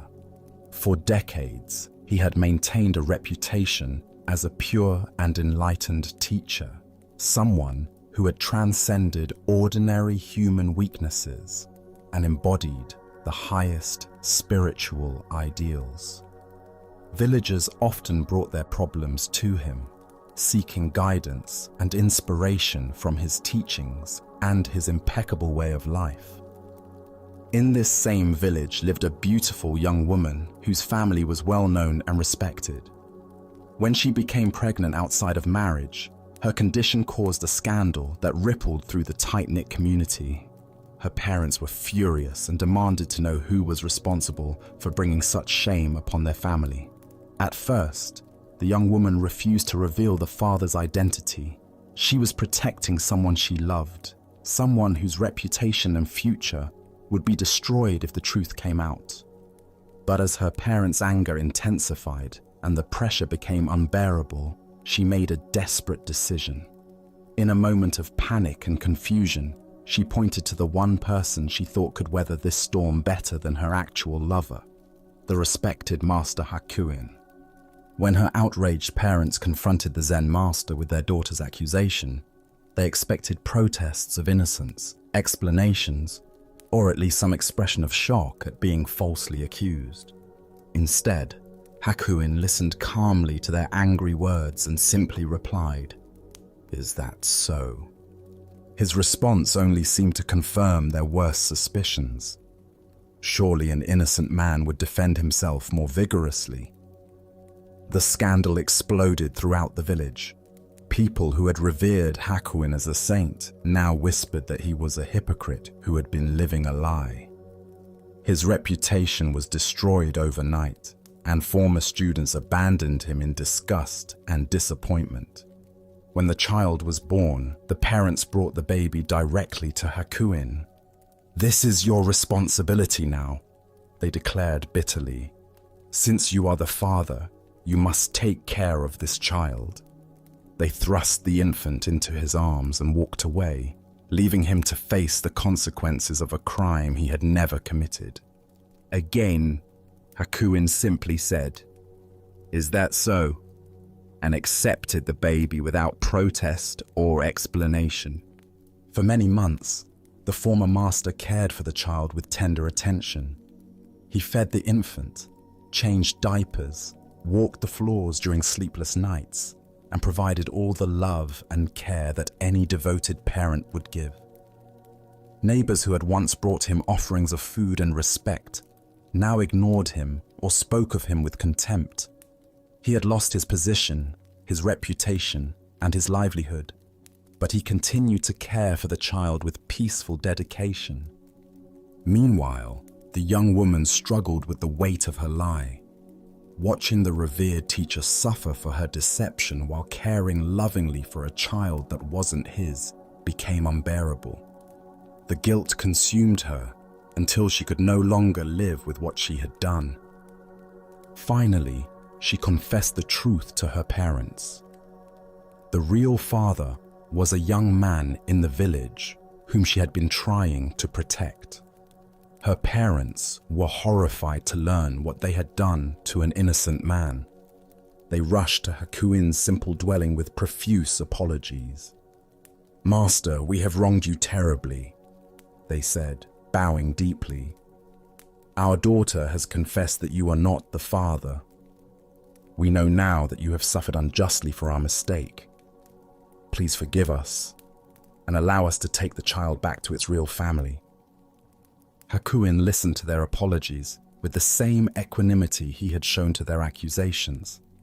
As he gently placed the baby in their arms, he offered the same response he had given throughout the entire ordeal. "Is that so?" As Buddha's wisdom reminds us, hatred does not cease by hatred, but only by love. This is the eternal rule. What emerges from this story is the profound power of maintaining inner equilibrium regardless of how others perceive us or what circumstances life presents. Why do we allow external events and other people's opinions to determine our inner state?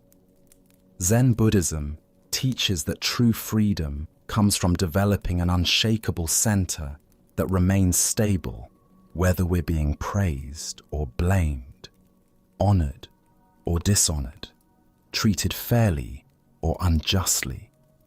Hakuin's response, "Is that so?" represents a profound spiritual practice. He wasn't being indifferent or passive. He was demonstrating the ultimate non-attachment to reputation, status, and even justice itself. His consistent response showed that his sense of worth and purpose came from within rather than from external validation. Consider how differently most of us would react to false accusations, public humiliation, and complete loss of reputation. The natural human response is to defend ourselves, to fight against injustice, to demand that others see the truth. But Hakuin's approach reveals another possibility, meeting all circumstances with the same peaceful acceptance. This doesn't mean we should never defend ourselves or that we should passively accept all injustices. Hakuin's teaching is more subtle. He shows us that our inner peace doesn't have to depend on external circumstances being fair or favorable. We can maintain our center regardless of how the world treats us. The Buddha taught, "You will not be punished for your anger, you will be punished by your anger." Hakuin's equanimity protected him from the additional suffering that would have come from resentment, self-pity, or desperate attempts to restore his reputation. While the situation was undoubtedly challenging, he didn't compound the difficulty with emotional resistance. Look deeply at your own reactions to criticism, misunderstanding, or unfair treatment. How much of your suffering comes from the actual events, and how much comes from your mental and emotional responses to those events? Hakuin's example suggests that we have far more control over the second source of suffering than the first. Tonight, as you encounter whatever judgments, misunderstandings, or unfair treatments life may bring, can you remember Master Hakuin's peaceful, "Is that so?" Can you find the space between what happens to you and how you respond, discovering that your inner peace need not be held hostage by external circumstances? Buddha's wisdom teaches us, peace comes from within. Do not seek it without. True spiritual development isn't measured by how well life treats us, but by how gracefully we can meet whatever life brings, maintaining our compassion, dignity, and inner tranquility, regardless of whether the world recognizes our worth or understands our true nature. Let us continue our journey with a story about the transformative power of fearlessness and unconditional compassion. This is the tale of the thief and the Zen master. One quiet evening, as twilight painted the sky in shades of purple and gold, Zen master Shichiri Kojun sat in his simple home, reciting ancient sutras. His voice flowed rhythmically through the peaceful rooms, each word a meditation, each breath a prayer. The soft glow of candlelight danced across the walls as he immersed himself completely in the sacred texts, finding deep tranquility in the familiar verses. Suddenly, the serenity was shattered. The front door burst open with a violent crash, and a desperate man entered, brandishing a sharp sword that gleamed menacingly in the candlelight. His eyes were wild with desperation, his clothes dirty and torn, his breathing heavy from running. He had clearly chosen this isolated house because he believed it would be an easy target. A peaceful monk would offer no resistance. "Money or your life?" the thief demanded, his voice trembling with a mixture of fear and aggression. He expected the old man to cower, to plead, to scramble frantically for whatever valuables he might have hidden away. But Shichiri didn't even look up from his sutra book. His voice remained calm and steady as he continued reciting for a moment before pausing to address the intruder. "Please don't disturb my practice," he said, with the same gentle tone he might use to ask someone to close a door. "If you need money, help yourself. It's in that drawer over there." He gestured casually toward a simple wooden chest, then immediately returned to his recitation as if nothing unusual had occurred. The thief stood frozen, his sword still raised, completely bewildered. In all his years of stealing, he had never encountered such a reaction. No fear, no pleading, no anger, just matter-of-fact helpfulness, as if he were a neighbor who had stopped by to borrow something. Shaking his head in confusion, but proceeding with his business, the thief moved to the indicated drawer and began gathering the coins and small valuables he found there. The soft sound of the master's voice continued behind him, reciting sacred words as peacefully as if he were alone.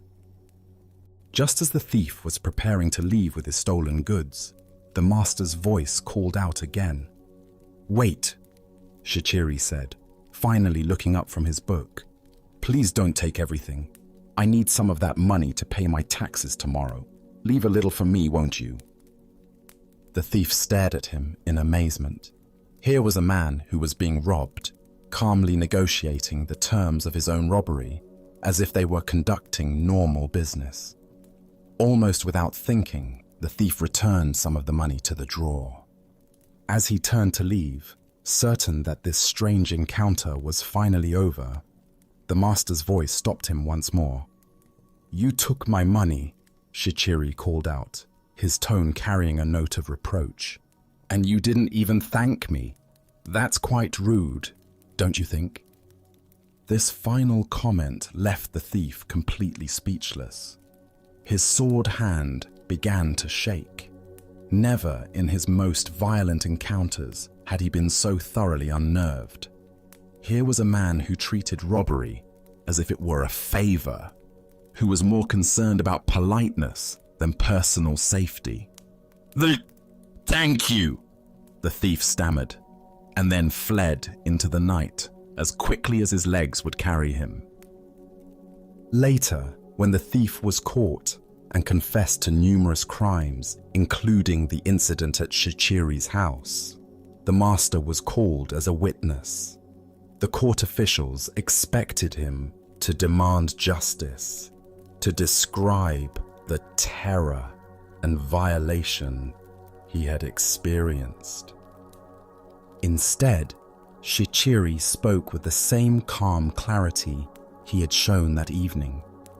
"This man did not steal anything from me," he testified. "I gave him the money freely. He even thanked me for it, though it took a little reminding." The thief, sitting in chains, felt something break open in his chest as he heard these words. This man had not only shown him extraordinary kindness in the moment of the crime, but was now protecting him from the consequences. For the first time in years, tears came to his eyes. Not tears of self-pity or anger, but tears of recognition. He had encountered something he had never experienced before: love without conditions. Upon his release from prison, the former thief sought out the master and begged to become his student. Under Shichiri's patient guidance, he learned to cultivate the same fearless compassion he had witnessed that night. Years later, through dedicated practice and the master's unwavering belief in his potential for transformation, he attained the deep peace and wisdom of enlightenment. As the Buddha observed, hatred does not cease by hatred, but only by love. This is the eternal rule. What emerges from this story is the revolutionary power of meeting violence with absolute peace, responding to taking with giving, and answering fear with love. Why do we instinctively believe that force must be met with force, that aggression requires defensive reaction? Zen Buddhism reveals that this pattern, while natural, often perpetuates the very conflicts it seeks to resolve. When we respond to hostility with hostility, we simply escalate the cycle of suffering. But when we respond with genuine compassion, not passive submission, but active love, we create space for transformation that wouldn't otherwise exist. Look deeply at your own experience. When someone approaches you with anger, criticism, or demand, what is your automatic response? Most of us immediately mobilize our defenses, preparing to protect ourselves through counterattack or withdrawal. But notice what happens in your body and mind during these defensive reactions. Does the tension decrease or increase? Does the conflict resolve or intensify? Shichiri's response demonstrates what Zen calls skillful means, acting from wisdom rather than reflex. His fearlessness didn't come from being unaware of danger, but from understanding something profound about the nature of reality. He recognized that the thief's aggression arose from desperation and suffering, not from inherent evil. By refusing to see him as an enemy, Shichiri created the possibility for the thief to see himself differently. In Zen practice, we cultivate what might be called the courage of defenselessness. This doesn't mean being naive about genuine danger or allowing ourselves to be harmed unnecessarily. Rather, it means developing the confidence to respond to difficult situations from our highest wisdom rather than our most primitive instincts. The Buddha taught, in the end, just three things matter: how well we have lived, how well we have loved, how well we have learned to let go. Shichiri embodied all three in his encounter with the thief.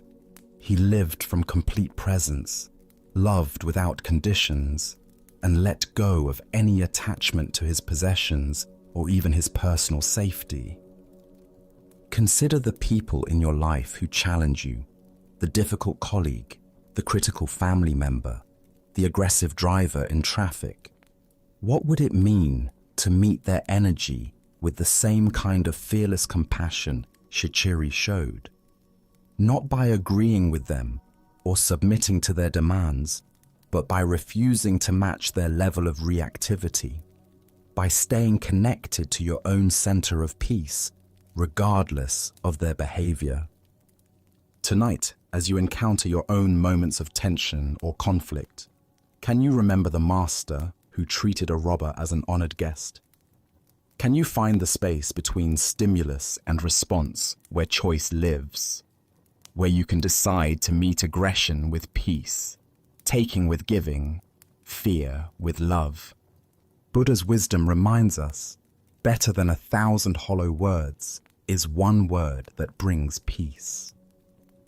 Sometimes the most powerful response to violence is simply to remain unshakable in our commitment to compassion, knowing that love has a transformative power that force can never match. Now, let us explore a Zen story about the ultimate nature of spiritual truth. This is the encounter between the emperor and the master. In ancient China, there ruled an emperor known throughout the land for his devotion to the Buddhist path. Unlike rulers who concerned themselves only with wealth and territory, this emperor had spent years studying sacred texts, supporting monasteries, and seeking the deepest truths of existence. His palace library contained thousands of scrolls, and he had invited many learned monks to share their wisdom. When word reached him of a great Zen master whose understanding transcended conventional knowledge, the emperor immediately sent an invitation. He longed to test his own understanding against this master's renowned wisdom. The day of the master's arrival, the palace buzzed with anticipation. The emperor had prepared elaborate questions that would demonstrate both his devotion and sophisticated grasp of Buddhist doctrine. Surely such preparation would impress even the most accomplished teacher. When the master entered the throne room, he appeared utterly ordinary. His robes were simple and travel-worn, his bearing humble, yet alert. The emperor, seated on his golden throne beneath paintings of Buddhist saints, felt both excited and nervous. "Venerable master," the emperor began, his voice echoing through the vast hall decorated with precious statues and sacred symbols. "I have studied the Buddhist teachings for many years. I have built temples, supported monks, and devoted my life to understanding the sacred path. Now I ask you, what is the highest truth of the holy Buddhist doctrine?" The emperor leaned forward expectantly, anticipating a profound discourse that would confirm his years of study. Perhaps the master would elaborate on the Four Noble Truths or reveal some secret teaching passed down through generations. Instead, the master looked directly into the emperor's eyes with a gaze that seemed to see through all pretense. His response came quietly. Vast emptiness, and not a trace of holiness. Silence filled the throne room. The emperor blinked, certain he had misheard. Where was the elaborate explanation of Buddhist cosmology? Where were the references to sacred texts and divine principles? "If there is no holiness," the emperor asked, his voice betraying confusion and dismay, "then who or what are you? If there is no sacred truth to attain, what makes you a master?" The emperor's questions carried the weight of years spent accumulating spiritual knowledge and religious merit. He had built his identity around being a devout Buddhist ruler, and this master's words seemed to dissolve the foundation of that carefully constructed self-image. The master's response came with the same quiet directness. "I do not know." With these three simple words, the master had stripped away every concept, every identity, every claim to understanding that the emperor had accumulated. The master departed as simply as he had arrived, leaving the emperor in contemplative silence. As the Buddha observed, "Those who think they know, don't know. Those who know they don't know, know. This paradoxical teaching points to the heart of Zen understanding. True wisdom begins not with accumulating knowledge, but with recognizing the limitations of conceptual thinking itself. The deeper teaching here shows us that spiritual seeking often becomes another form of grasping. We collect teachings and insights like precious jewels, believing enlightenment lies in acquiring enough sacred knowledge. But ultimate truth cannot be possessed or described in conventional terms. The Master's declaration of vast emptiness points to shunyata, often translated as emptiness. This doesn't mean nothing exists, but that nothing exists in the solid, independent way our thoughts assume. Every phenomenon arises interdependently without fixed essence. This emptiness is not a concept to understand, but a reality to embody. When the Master says there is not a trace of holiness, he's not denying spiritual experience, but pointing to truth that transcends dualistic thinking, separating sacred from ordinary. The very search for holiness implies our present experience lacks something essential when completeness is already here. Consider how this teaching might illuminate your spiritual journey. Have you noticed how the mind tries to turn insights into possessions? We have powerful experiences and want to understand, categorize, and repeat them. Yet each time we grasp, we move away from the simple presence that made them possible. The Emperor represents the sincere seeker who has confused spiritual materialism with genuine awakening. His years of study weren't meaningless, but they had become obstacles to direct recognition of what was always present. The Master's "I do not know" represents the wisdom of don't know mind. This is not ignorance, but open unknowing that remains receptive to what is actually happening rather than filtering through preconceptions. From this mind, appropriate action arises without conceptual interference. In our culture that prizes knowledge, admitting "I don't know" feels like failure. But in Zen understanding, this acknowledgement becomes a doorway to fresh perception. The expert mind sees what it expects. The beginner's mind sees what is actually there. Tonight, as you rest in this moment's presence, what would it be like to temporarily set aside everything you think you know about spirituality? Can you taste the freedom in not knowing, the spaciousness that opens when we stop trying to fill emptiness with concepts? As the Buddha taught, in the sky, there is no distinction of east and west. People create distinctions out of their own minds and then believe them to be true. The vast emptiness the Master pointed to is infinitely spacious, containing all possibilities while being limited by none. In recognizing this emptiness as our true nature, we discover the most ordinary miracle. This moment, exactly as it is, lacking nothing. Our next story reveals the difference between technical mastery and true mastery of oneself. This is the lesson of the archer and the bridge. A young man had devoted years to perfecting his skill with the bow and arrow. Day after day, he practiced in all weather conditions, his dedication absolute, his focus unwavering. His technique became flawless, his aim so precise that he rarely missed his target, even at great distances. Word of his remarkable ability spread throughout the region, and he began winning archery contests one after another, each victory feeding his growing pride and confidence. Flush with success, and perhaps a bit intoxicated by his own reputation, the young archer decided to seek out the ultimate challenge.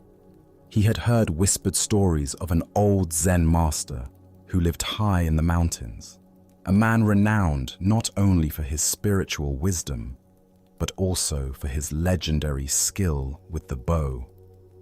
I will challenge this old master, the young man thought, and when I defeat him, everyone will know that I am the greatest archer in all the land.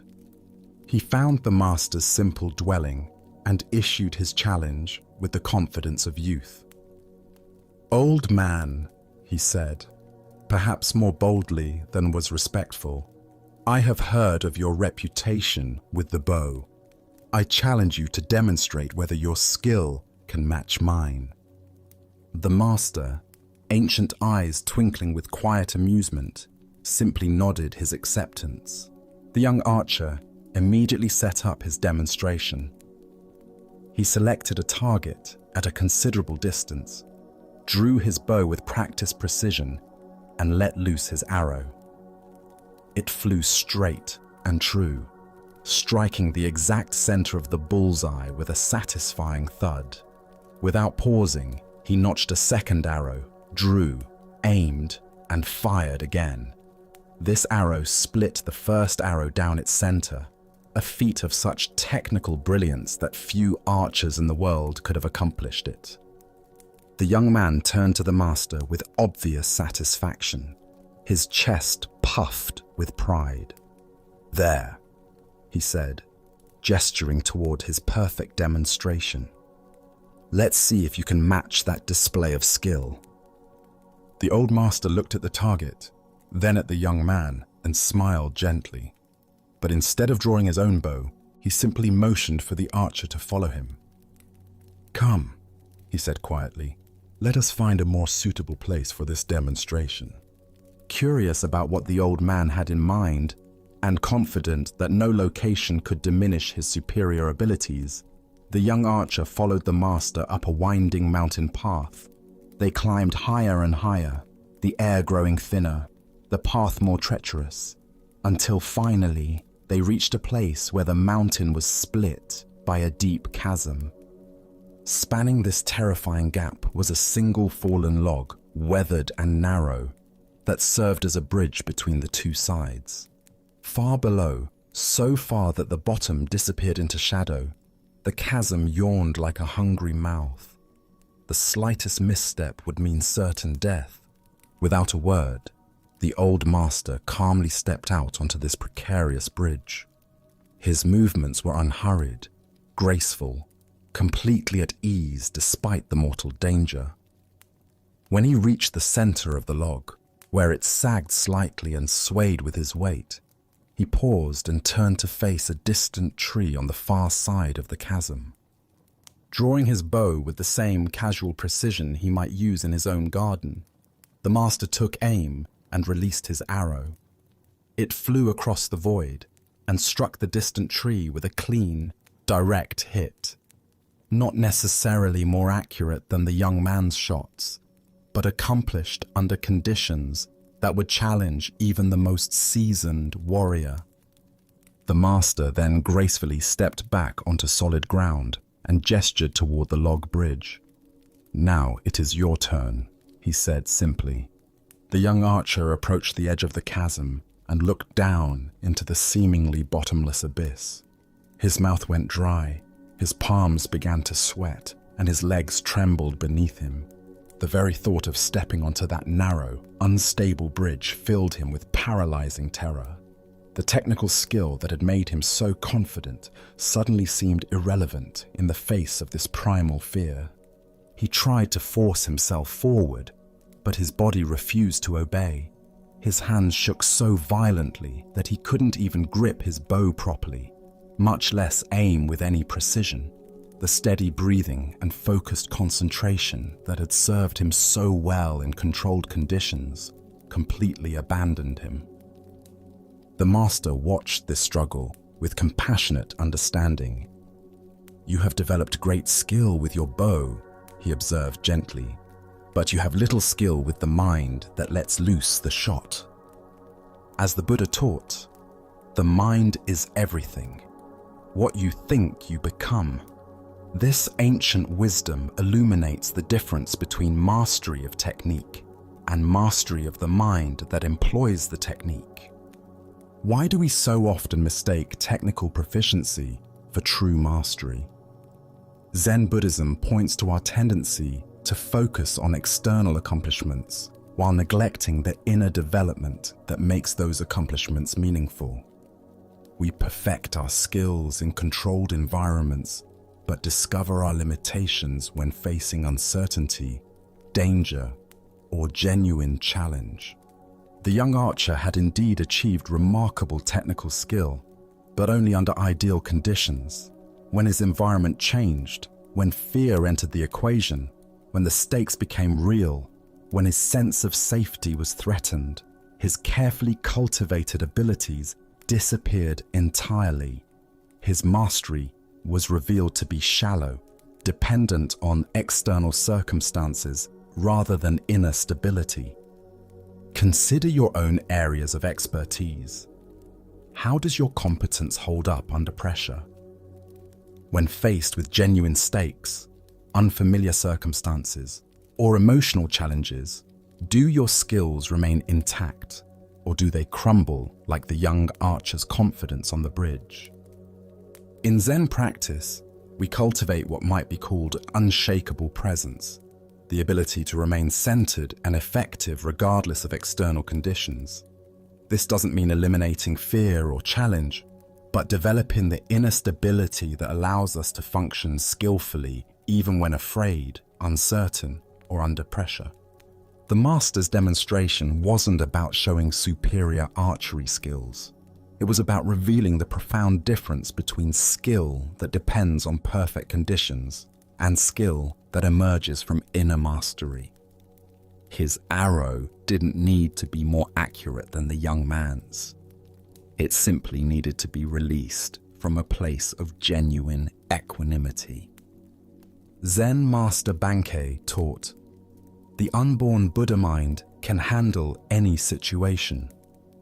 This points to a quality of awareness that remains constant, whether we're shooting at safe targets or standing on precipices. It's the difference between confidence that comes from controlling our environment and confidence that comes from trusting our ability to respond wisely to whatever arises.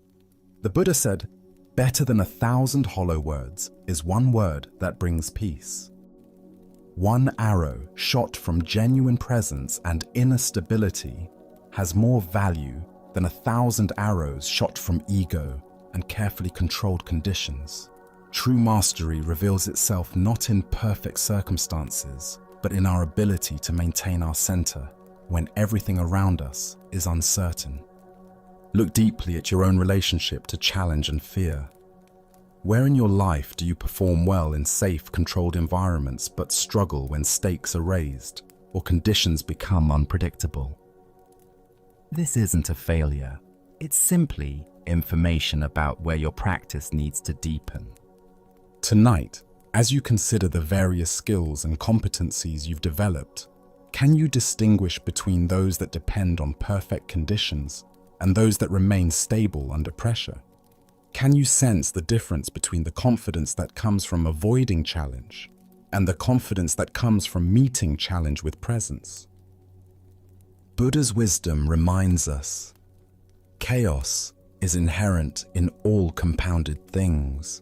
Strive on with diligence. Life is the bridge over the chasm, uncertain, sometimes frightening, always requiring us to find our balance, not in the safety of solid ground, but in our ability to remain centered while walking through space. True mastery isn't about perfect aim. It's about maintaining our equilibrium, no matter where we find ourselves standing. Let us now explore a story about choice, responsibility, and the power we hold in every moment. This is the tale of the young man and the bird. A clever young student had grown tired of his teacher's seemingly wise responses to every question. He was convinced that the old master simply spoke in riddles to appear profound, and he decided to devise a test that would expose what he believed was mere pretense. After thinking for several days, he conceived what he thought was the perfect trap. One morning, the young man caught a small sparrow in the garden. The tiny bird trembled in his cupped hands, its heart beating rapidly against his palms. He held it carefully behind his back as he approached his teacher, who was sitting peacefully in the morning sunlight, reading ancient texts.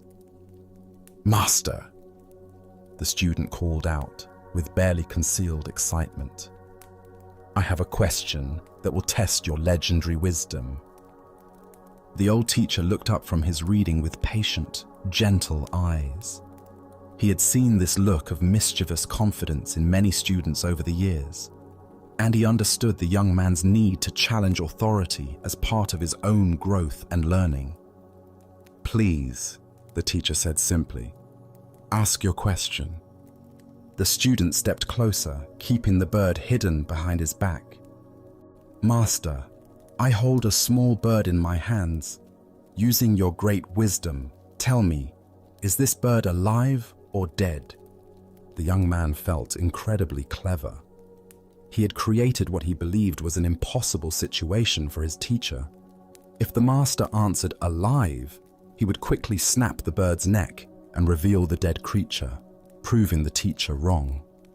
If the master answered dead, he would simply open his hands and let the living bird fly away, again proving the teacher's lack of true insight. Either way, the student was certain he would expose his teacher's supposed wisdom as nothing more than lucky guessing and philosophical double talk.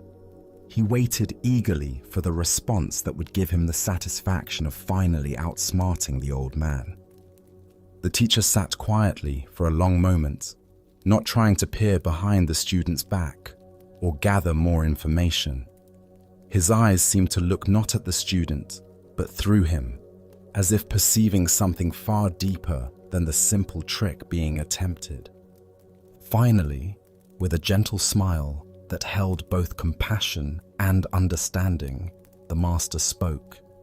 "The answer, my young friend, is in your hands." The student stood frozen, his mouth hanging open slightly. In 3 simple words, his elaborate trap had been completely dismantled. The teacher hadn't fallen for either option of the false dilemma. Instead, he had pointed to something far more profound: the fundamental truth that the student himself held the power to determine the outcome. The young man looked down at his hands, still cupped behind his back, feeling the tiny bird's rapid heartbeat against his palms. He realized with startling clarity that the master was right. The bird's fate had never depended on the teacher's answer or supposed wisdom. It had always been entirely in the student's control. More than that, he began to understand that this was true about far more than just this moment. The power to choose life or death, creation or destruction, compassion or cruelty, all of it was always in his hands, in every situation, every day. Slowly, the young man brought his hands forward and opened them. The small bird sat still for just a moment, as if gathering itself, then spread its wings and flew into the blue sky, disappearing among the trees. Buddha's wisdom teaches us, we are what we think. All that we are arises with our thoughts. With our thoughts, we make the world. This ancient wisdom illuminates the profound responsibility that comes with conscious choice and the recognition that we are always the architects of our own experience. Why do we so often look outside ourselves for answers that can only be found within? Zen Buddhism points to our tendency to seek authority figures who will tell us what to do, what to think, what to choose. But the deepest teaching is that true wisdom cannot be given from one person to another. It can only be discovered through our own conscious engagement with life. The student's question seemed to be about the teacher's insight, but it was actually about his own power. He was so focused on proving the master wrong that he almost missed the profound truth being offered, that every moment presents us with choices that shape not only our immediate circumstances, but our character and destiny. Consider your own daily decisions, both large and small. How often do you wait for someone else to tell you what the right choice is? How frequently do you seek permission, approval, or guidance for decisions that ultimately rest entirely in your own hands? The young man's bird represents all the power we hold, but sometimes fail to recognize. In our relationships, careers, and spiritual development, we constantly face moments where we hold something precious in our hands: the well-being of others, our own integrity, opportunities for growth or destruction. The outcome depends not on external circumstances or other people's wisdom, but on what we choose to do with the power we possess. The Master's response reveals something crucial about authentic teaching. True teachers don't give answers. They point us back to our own capacity for wisdom. They help us recognize the choices we're already making and the power we already possess, rather than encouraging dependence on their authority.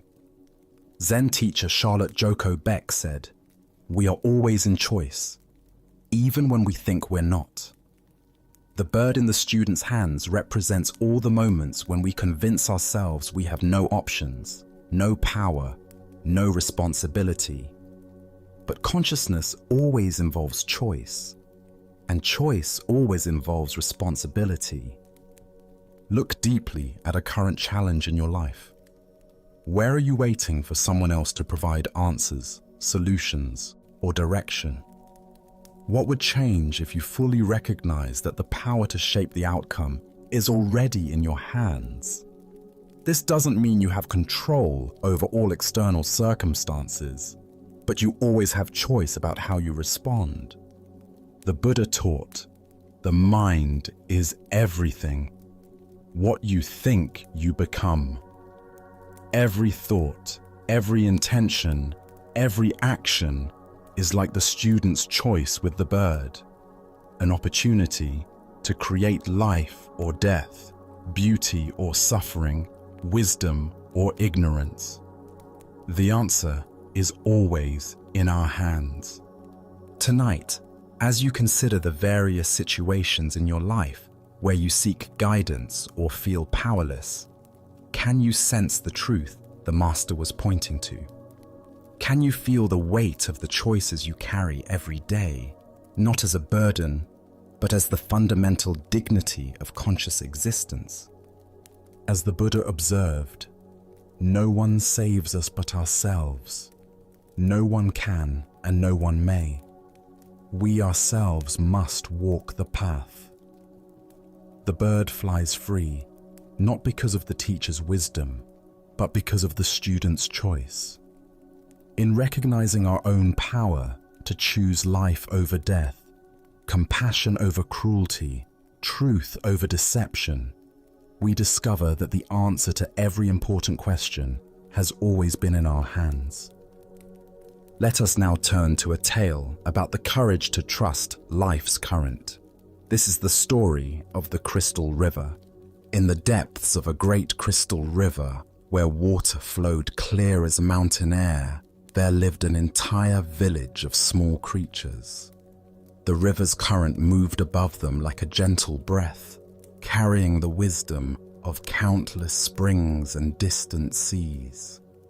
Young and old, rich and poor, all made their home along the sandy bottom, each creature grasping tightly to stones, branches, and roots. For generations, clinging had been their way of survival. Every creature learned from birth to wrap their appendages around river rocks and fallen wood.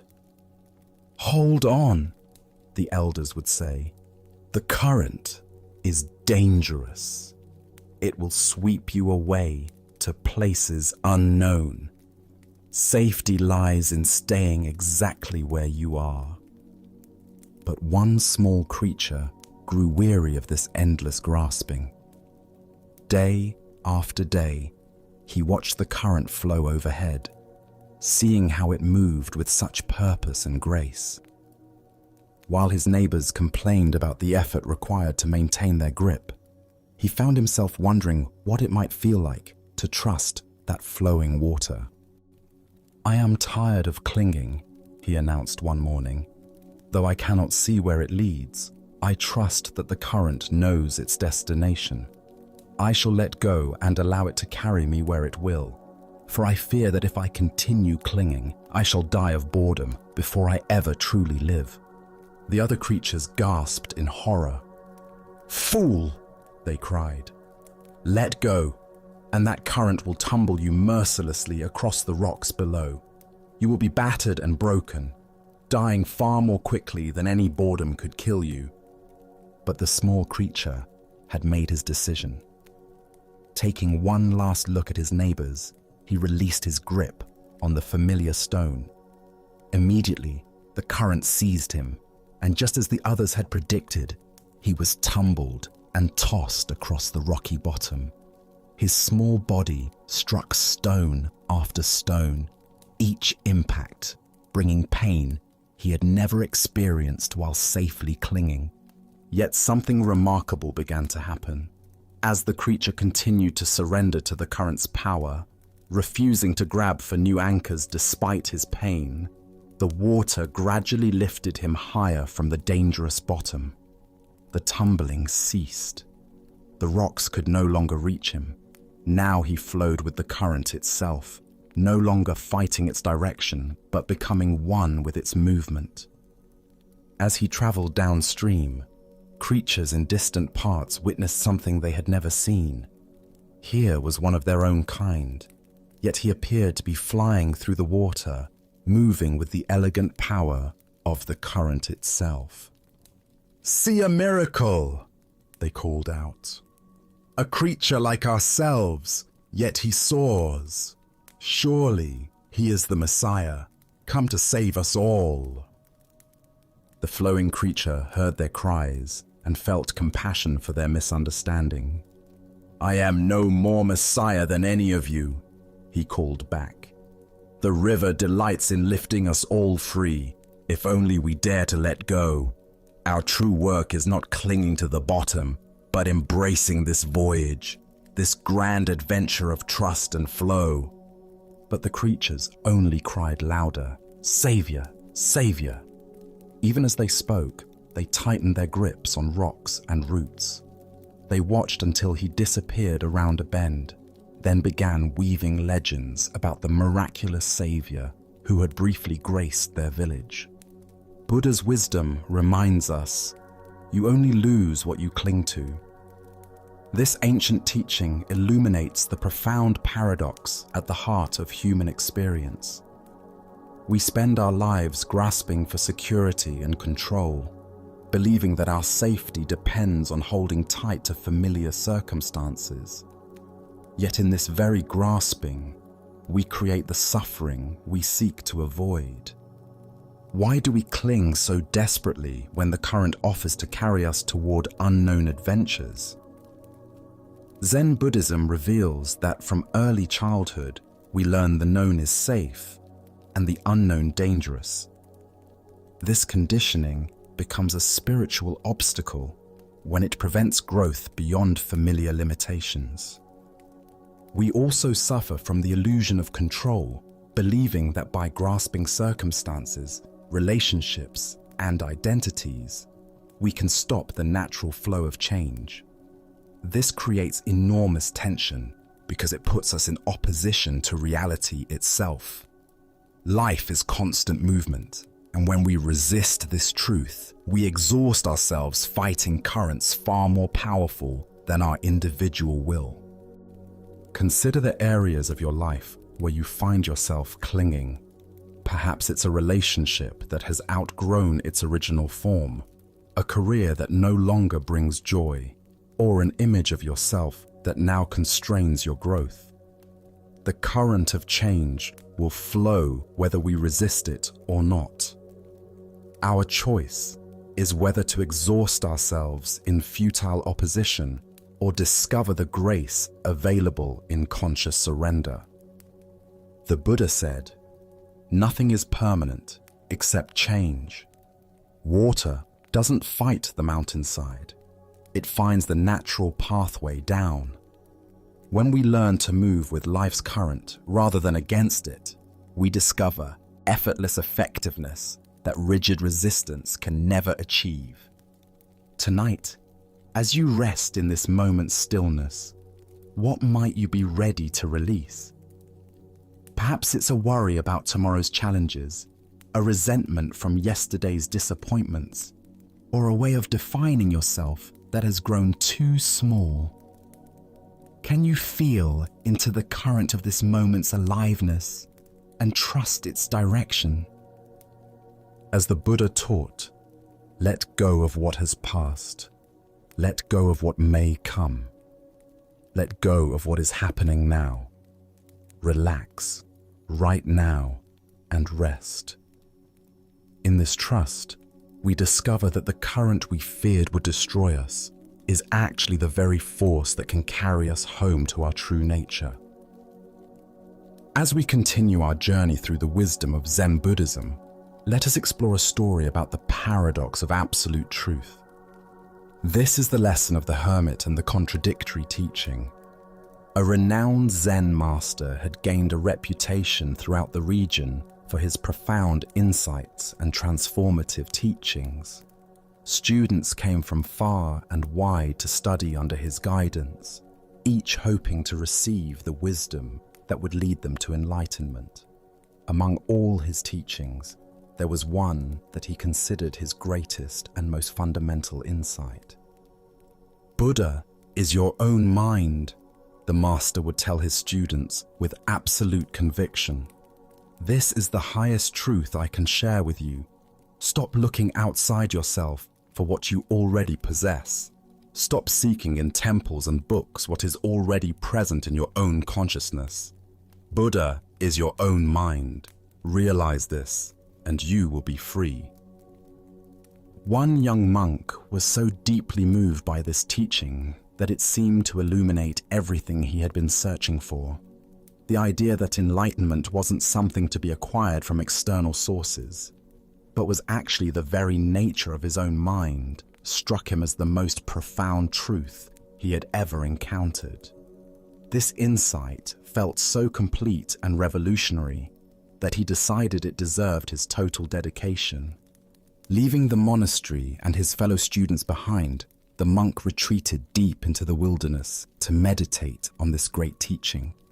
He found a remote cave in the mountains where he could practice without any distractions or influences from the outside world. There, surrounded by the silence of nature, he spent 20 years in solitary contemplation, probing every aspect of the master's words. During those 2 decades of hermitage, he explored the teaching from every possible angle. He meditated on the nature of mind, examined his own consciousness, and worked to fully realize the truth that Buddha was indeed his own mind. The years passed in deep practice as he sought to embody this understanding completely. One day, a traveling monk happened to pass through the forest near his cave. The hermit, excited to meet another practitioner after so many years of solitude, emerged from his retreat to greet the visitor. Through their conversation, he learned that this traveler had also studied under the same renowned master. "How wonderful to meet a fellow student," the hermit exclaimed. "Please, tell me what you know of our master's greatest teaching. I have spent 20 years contemplating his profound insight that Buddha is your own mind." The traveling monk's eyes lit up with recognition, but his response was entirely unexpected. "Ah, yes, the master has indeed been very clear about this subject," he said enthusiastically.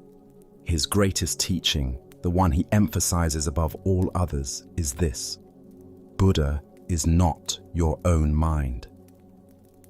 The hermit stood speechless, feeling as though the ground had shifted beneath his feet.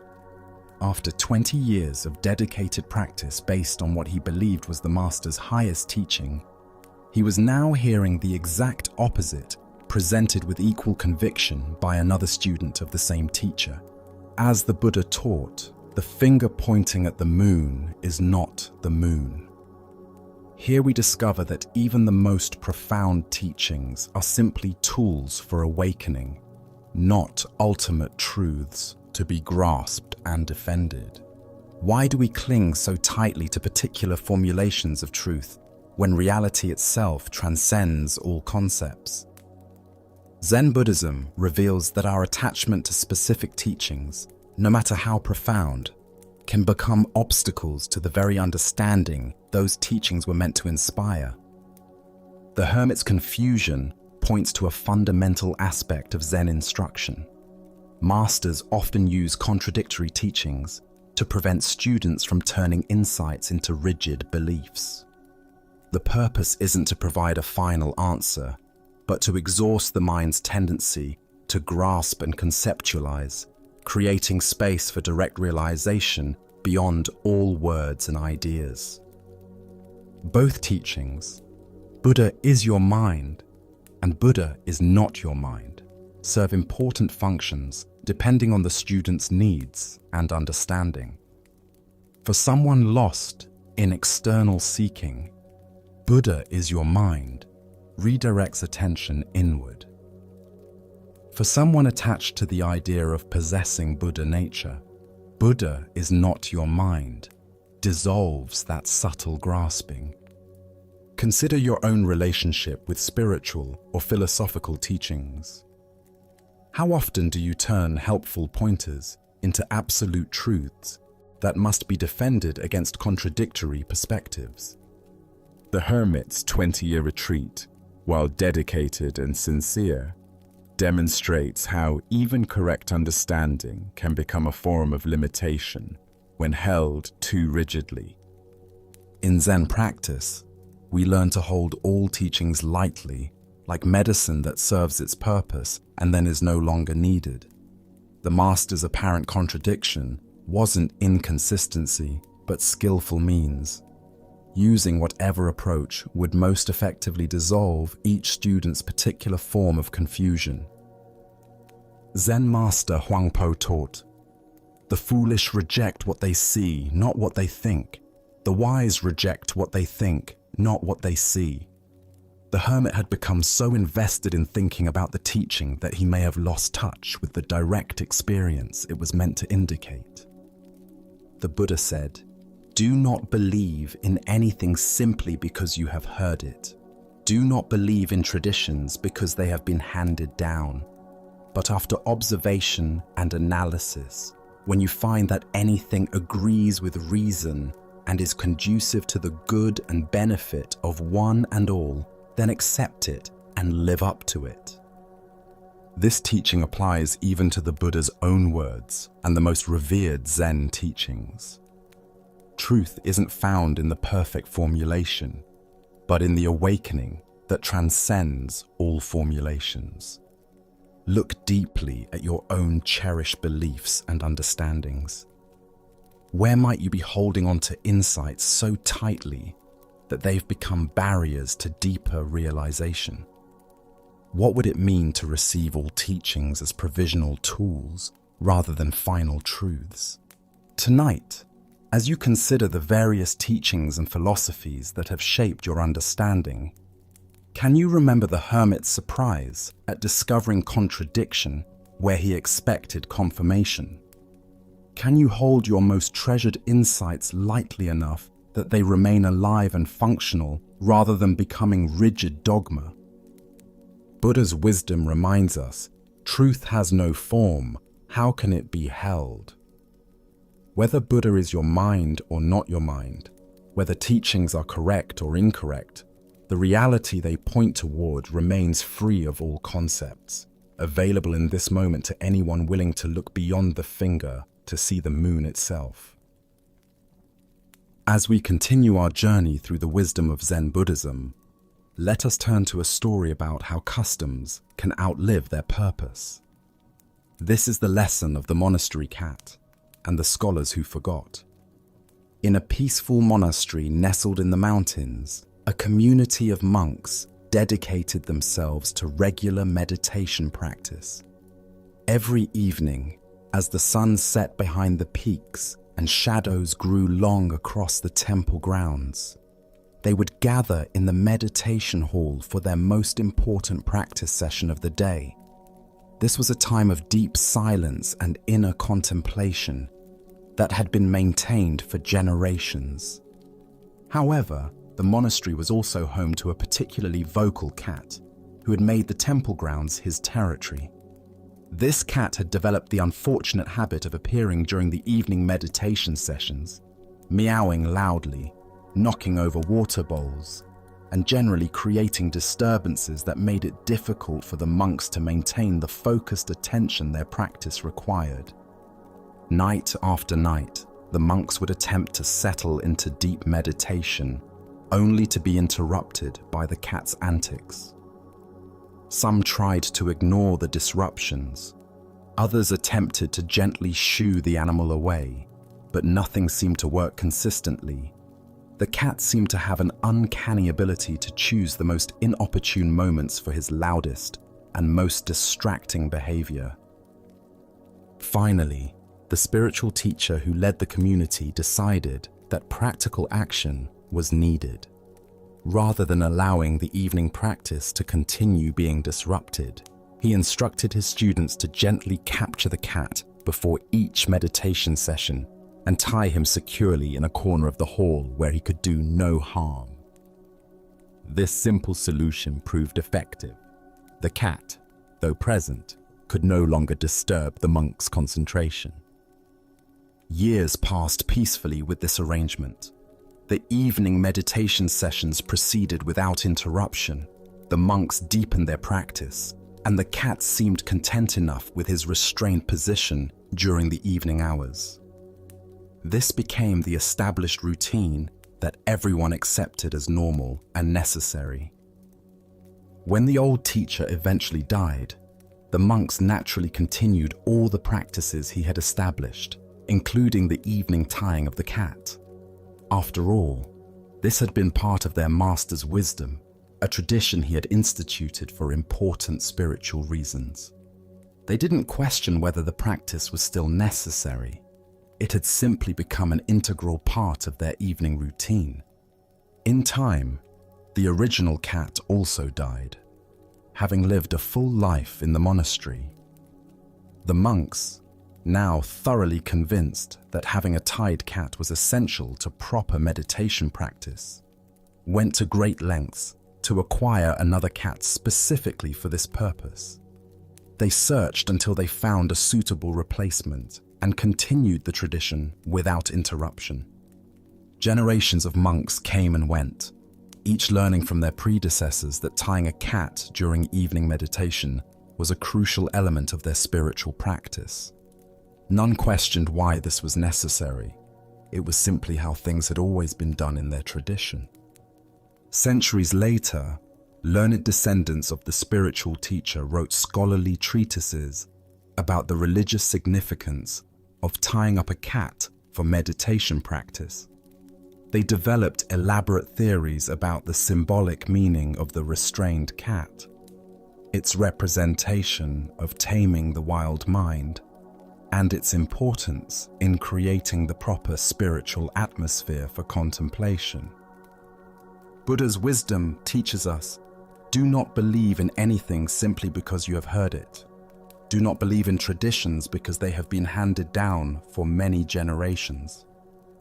This tale unveils how easily practical solutions can transform into meaningless rituals when we stop questioning their original purpose.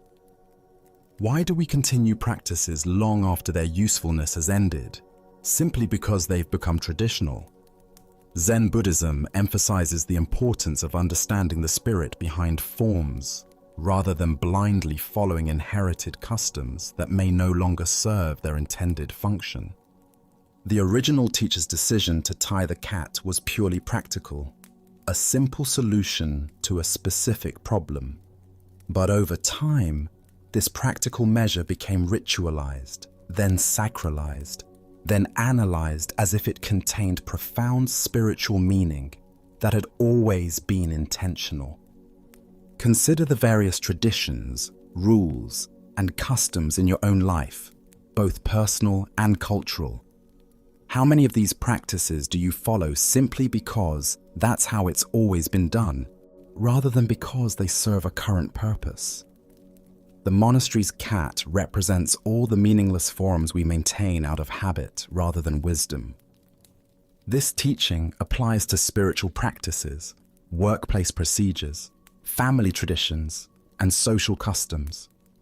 Over time, solutions to specific problems can become rigid requirements that persist long after the original problems have disappeared. What began as skillful means becomes empty ritual.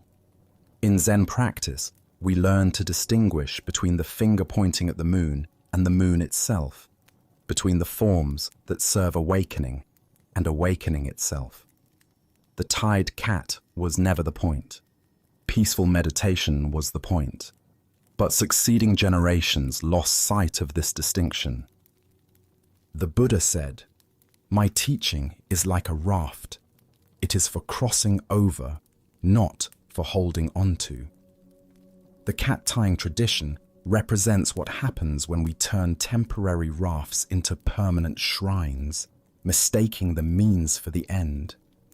Look deeply at the various practices and traditions you maintain.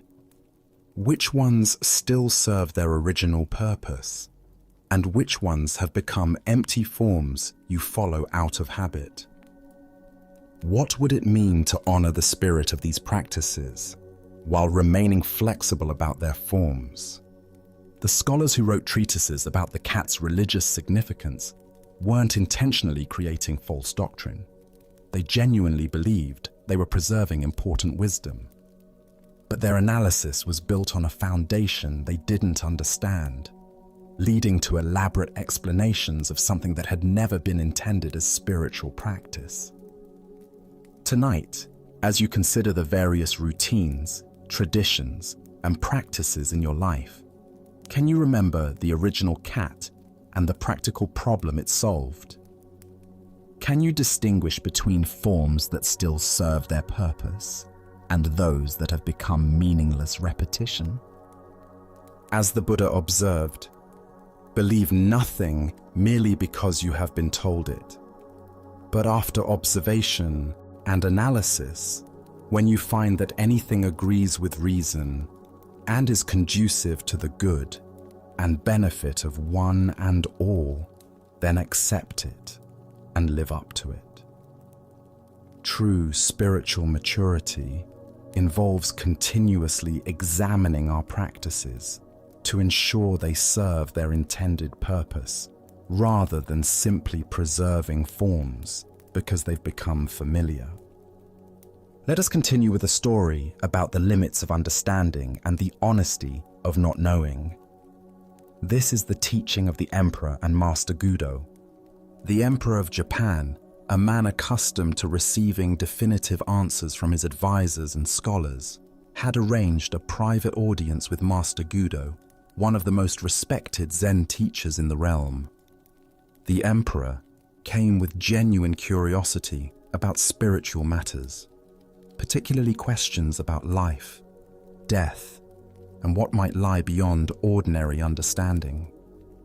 Seated in the formal chamber where matters of state were usually discussed, the Emperor felt comfortable posing even the most profound questions to this renowned master. After all, if anyone would possess answers to life's deepest mysteries, surely it would be an enlightened Zen teacher who had spent decades in contemplation and practice. Master Gudo, the Emperor began with the directness that comes from a lifetime of authority. I have a question that has troubled many great minds throughout history. What happens to a man of enlightenment after death? Surely someone of your spiritual attainment would understand such matters.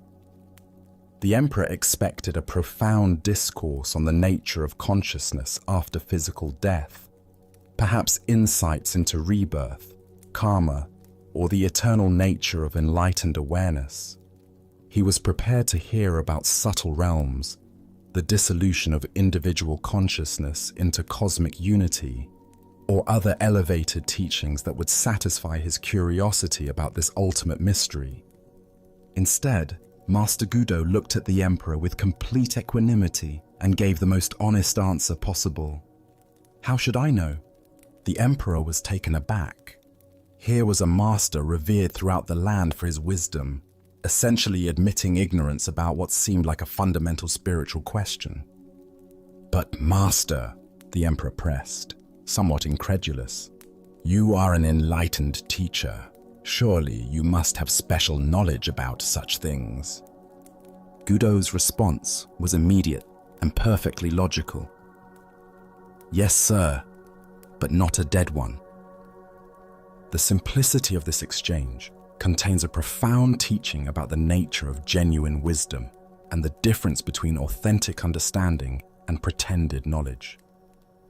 As the Buddha taught, I know nothing except the fact of my ignorance.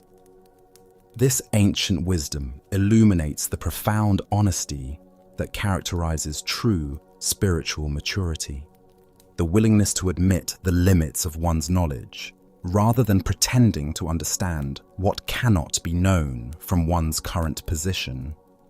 Why do we expect spiritual teachers to have answers to questions that can only be resolved through direct experience? Zen Buddhism emphasizes the importance of distinguishing between conceptual knowledge and lived understanding, between what we can theorize about and what we can actually know. Master Gudo's response wasn't a failure of wisdom, but a demonstration of it. He refused to engage in speculation about experiences he hadn't had, even when pressed by someone in a position of great authority. His honesty revealed more wisdom than any elaborate theory about post-death consciousness could have provided. Consider how often in daily life we pretend to know things we don't actually know. Whether it's offering confident opinions about complex social issues, giving definitive advice about other people's relationships, or claiming certainty about uncertain outcomes, we often feel pressured to appear knowledgeable rather than admitting the limits of our understanding. The emperor's assumption that enlightenment should include knowledge about death reflects a common misconception about spiritual development. We imagine that awakening provides a comprehensive database of cosmic information rather than a fundamental shift in how we relate to not knowing.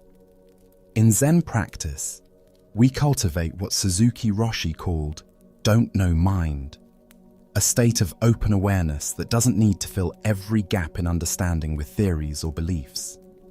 This isn't ignorance, but a wise recognition that direct experience is more valuable than second-hand information. Zen Master Linchi taught, there is nothing special to do, nothing special to learn. Enlightenment doesn't grant supernatural knowledge about matters beyond ordinary experience. A living master knows about living. What happens after death remains in the realm of speculation until one actually dies. The Buddha said, "Believe nothing merely because you have been told it, but whatsoever, after due examination and analysis, you find to be conducive to the good, the benefit, the welfare of all beings. That doctrine believe and cling to."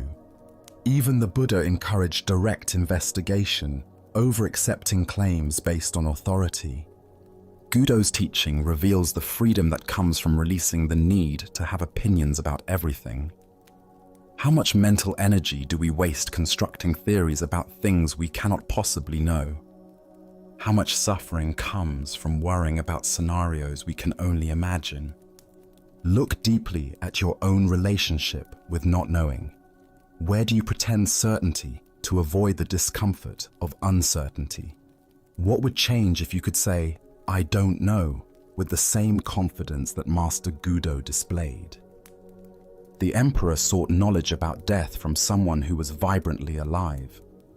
But true wisdom might be found not in accumulating information about future experiences, but in fully engaging with present reality.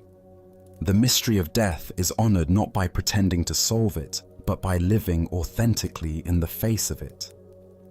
Tonight, as you encounter questions about the future, about others' motivations, or about cosmic mysteries, can you remember Master Gudo's honest simplicity?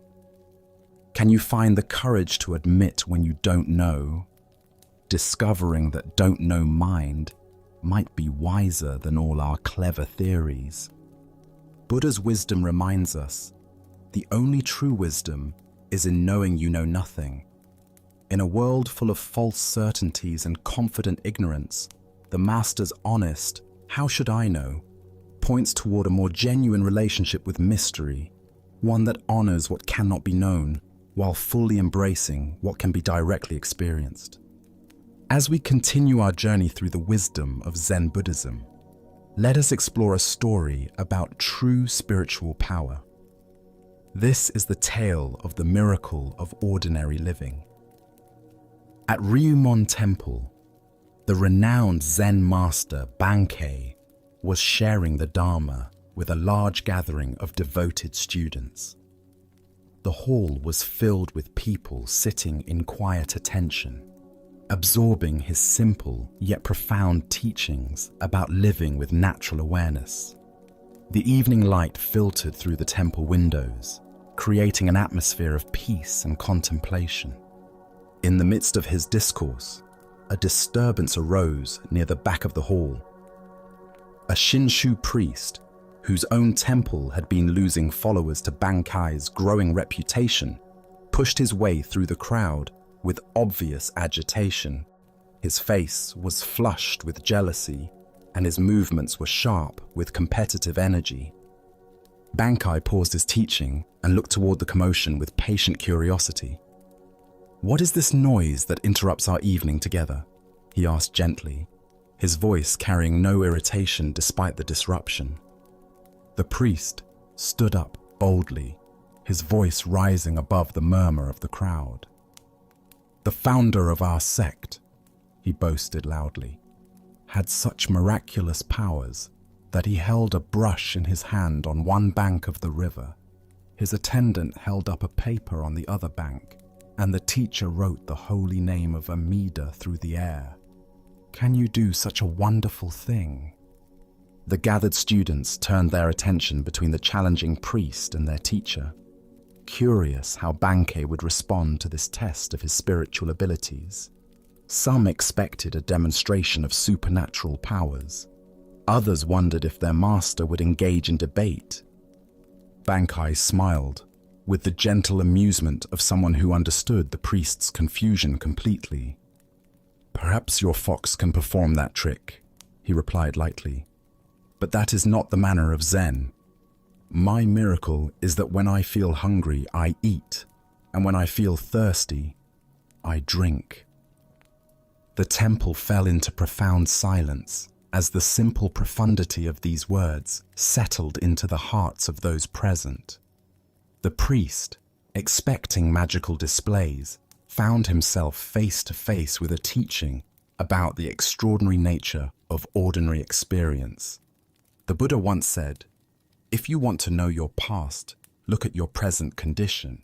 If you want to know your future, look at your present actions." This ancient wisdom illuminates how real spiritual power manifests not in supernatural demonstrations, but in complete presence to what is actually happening. Why do we seek the miraculous outside of our immediate experience? Zen Buddhism reveals our tendency to bypass the profound simplicity of life in search of dramatic spiritual experiences. We imagine enlightenment as something exotic, supernatural, or removed from daily existence, when in truth, it's the capacity to be fully present to whatever is arising. The heart of this lesson lies in understanding that consciousness itself is the ultimate miracle. The fact that you can taste food, feel thirst, hear these words, or experience any sensation at all is more extraordinary than any magic trick. Yet, we take these everyday miracles for granted while seeking special powers that would somehow validate our spiritual development. Look deeply at your own experience right now. Can you feel the miracle of breathing without having to think about it? The wonder of your heart beating steadily?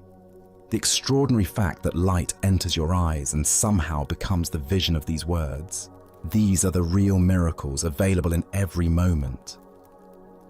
Zen teacher Suzuki Roshi taught, "Each of you is perfect the way you are, and you can use a little improvement." This paradox points to the Zen understanding that we don't need to become someone special to access spiritual truth. We need to fully inhabit who we already are. The Buddha taught, there are only two mistakes one can make along the road to truth: not going all the way and not starting. The path is not about developing supernatural abilities, but about going all the way into the simple reality of this moment, starting exactly where you are, with whatever you're experiencing right now. Consider how the priest's question revealed his own spiritual materialism, the belief that wisdom can be measured by impressive displays rather than by the quality of one's presence. This trap catches many seekers who mistake the extraordinary for the spiritual, when the truly spiritual is found in bringing complete attention to the ordinary. Tonight, as you eat your next meal or drink a glass of water, can you taste the miracle that Bankai pointed to? Can you experience the wonder of simple biological processes that sustain your life? As the Buddha said, the way is not in the sky, the way is in the heart. The miracles we seek are not above us, but within the simple reality of being alive. Our next story reveals how liberation comes not from achieving something new, but from recognizing what was never born and can never die. This is the teaching of freedom from birth and death. In a quiet monastery garden where cherry blossoms drifted on the spring breeze, a dedicated student named Goshu approached the wise Zen master Yue. For years, Goshu had been practicing meditation, studying texts, and following all the prescribed methods of spiritual development. Yet despite his sincere efforts, he felt no closer to the enlightenment he desperately sought. Goshu bowed respectfully before his teacher, his face showing the strain of prolonged spiritual seeking. "Master, I have been studying Zen for many years, following every instruction, sitting in meditation daily, reading the ancient texts. But I have not yet succeeded. I feel as lost as when I began. Please give me some guidance. What am I missing? What more must I do?" Yue looked at his earnest student with compassion, seeing the weight of spiritual ambition that had become a burden rather than a path to freedom. He understood that Goshu's very effort to achieve enlightenment had become the obstacle to recognizing his inherent awakeness. "There is no secret trick to Zen study," Yue said simply. "It's just a matter of freedom from birth and death." Goshu's brow furrowed with confusion. This answer seemed to make his quest even more daunting.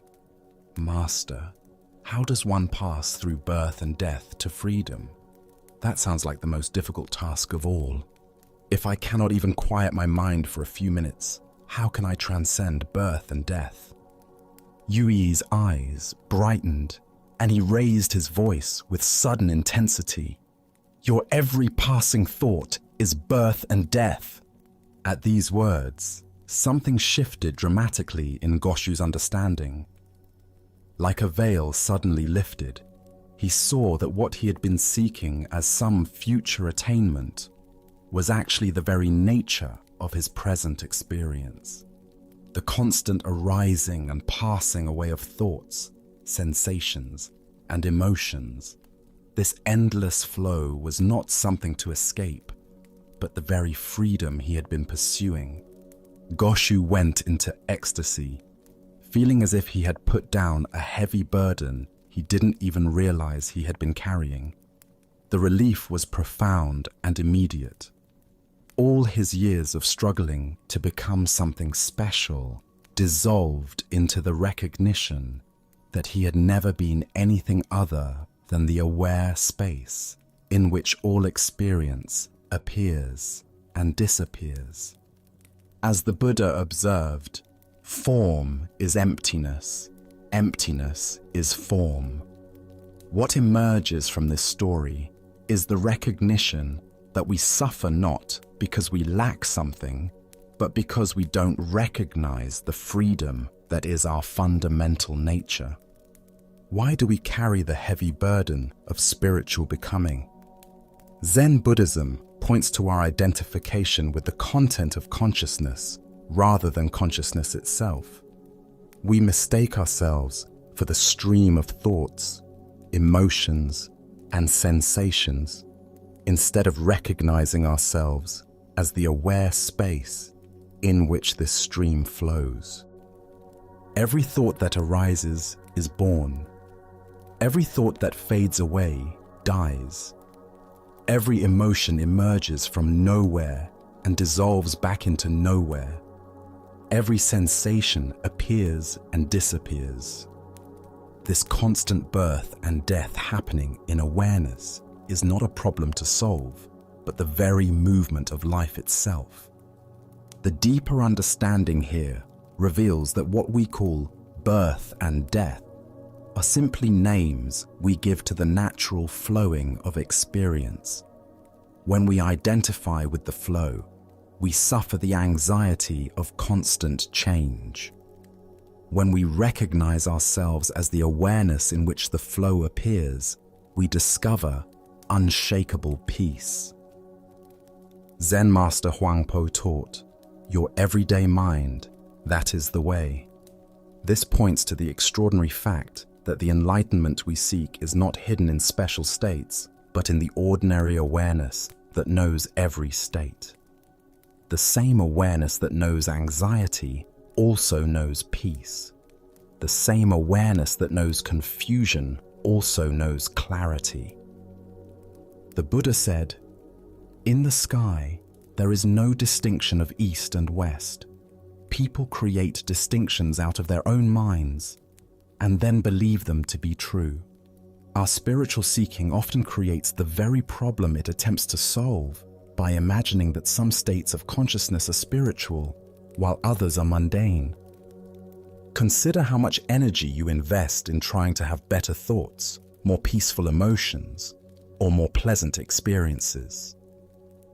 Each effort to improve the content of consciousness reinforces the belief that you are that content, rather than the awareness that witnesses it all with equal presence. In Japanese Zen, there is a teaching called just sitting, or shikantaza. This practice involves recognizing that the sitting itself is enlightenment, rather than a method to achieve enlightenment. Similarly, your current awareness, exactly as it is the freedom you seek, rather than a stepping stone to freedom. Tonight, as thoughts arise and pass away in your awareness, can you recognize the birth and death that UEA pointed to? Can you see that you are not the thoughts that come and go, but the unchanging awareness in which they appear? As the Buddha taught, all conditioned things are impermanent. Work out your salvation with diligence. The salvation is not in perfecting the conditioned, but in recognizing the unconditioned awareness that you already are. As we continue our journey through the wisdom of Zen Buddhism, let us explore a story about transforming our relationship with suffering. This is the tale of the salt and the lake. In a quiet monastery nestled among rolling hills, there lived an aging master renowned for his patience and wisdom. Among his students was a young apprentice whose heart had become heavy with complaints about life's difficulties. Each morning, the apprentice would arrive with fresh grievances. "Master, why is life so hard? Yesterday, my meditation was disturbed by noise. Today, my back aches from the hard floor. When will this suffering end?" His voice carried the weight of someone who had catalogued every small discomfort until they had grown into an overwhelming burden.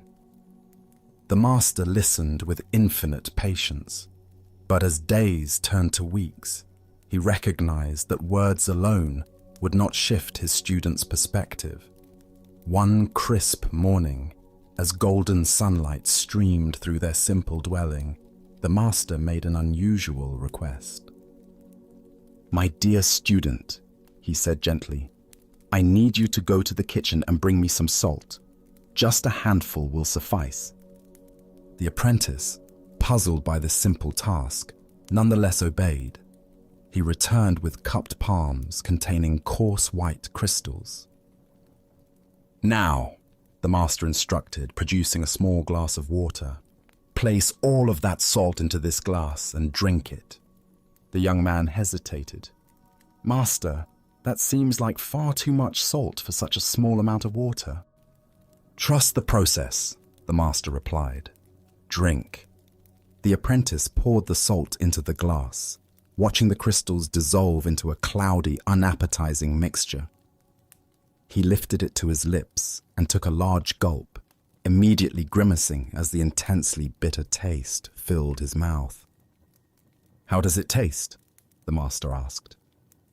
"Bitter," the apprentice spat. "Terribly, overwhelmingly bitter. I can barely stand it." The master chuckled softly. "Excellent. Now bring that same amount of salt and come with me." Together, they walked in contemplative silence until they reached the shores of a pristine mountain lake. The water stretched before them like a mirror, reflecting the sky so perfectly that it was difficult to tell where earth ended and heaven began. "Now," the master said, "place this handful of salt into the lake." The apprentice waded into the shallow water and opened his hands, watching as the salt crystals scattered across the lake's surface, quickly dissolving without leaving any visible trace. "Drink from the lake," the master instructed. The young man cupped the lake water in his hands and brought it to his lips. The water was clean, refreshing, with the pure taste of mountain streams. "How does it taste?" the master asked. "Much fresher," the apprentice replied, genuinely surprised. "Clean and pure." "Do you taste the salt?" the master inquired gently. The student paused, paying careful attention. "No," he said slowly. "I don't taste any salt at all." The master sat beside his student on a smooth stone at the water's edge. His weathered hands reached out to clasp the young man's hands in profound tenderness. "My dear student," the master said, "the pain of life is pure salt. No more, no less. The amount of pain in existence remains constant, but the amount of bitterness we experience depends entirely on the container we put that pain into." The apprentice listened with new understanding. "When you are in pain," the master continued, "the only thing you can truly control is your response.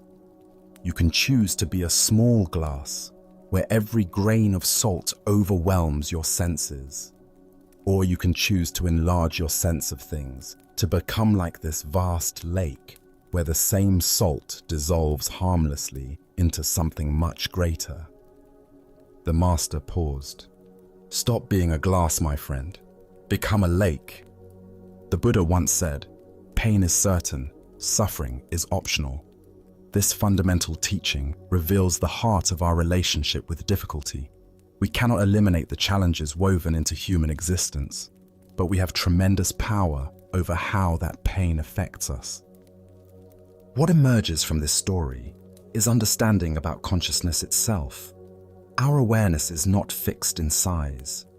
It can contract into the narrow confines of a glass, where every difficulty looms enormous.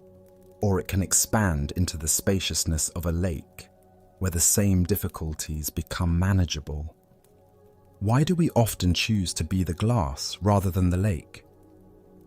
First is our tendency toward pain myopia, becoming so focused on discomfort that it fills our entire awareness. Second is our habit of story proliferation, taking a single, painful event and creating elaborate narratives about how unfair life is. Third is the comparing mind, measuring our pain against an imaginary standard of how life should be.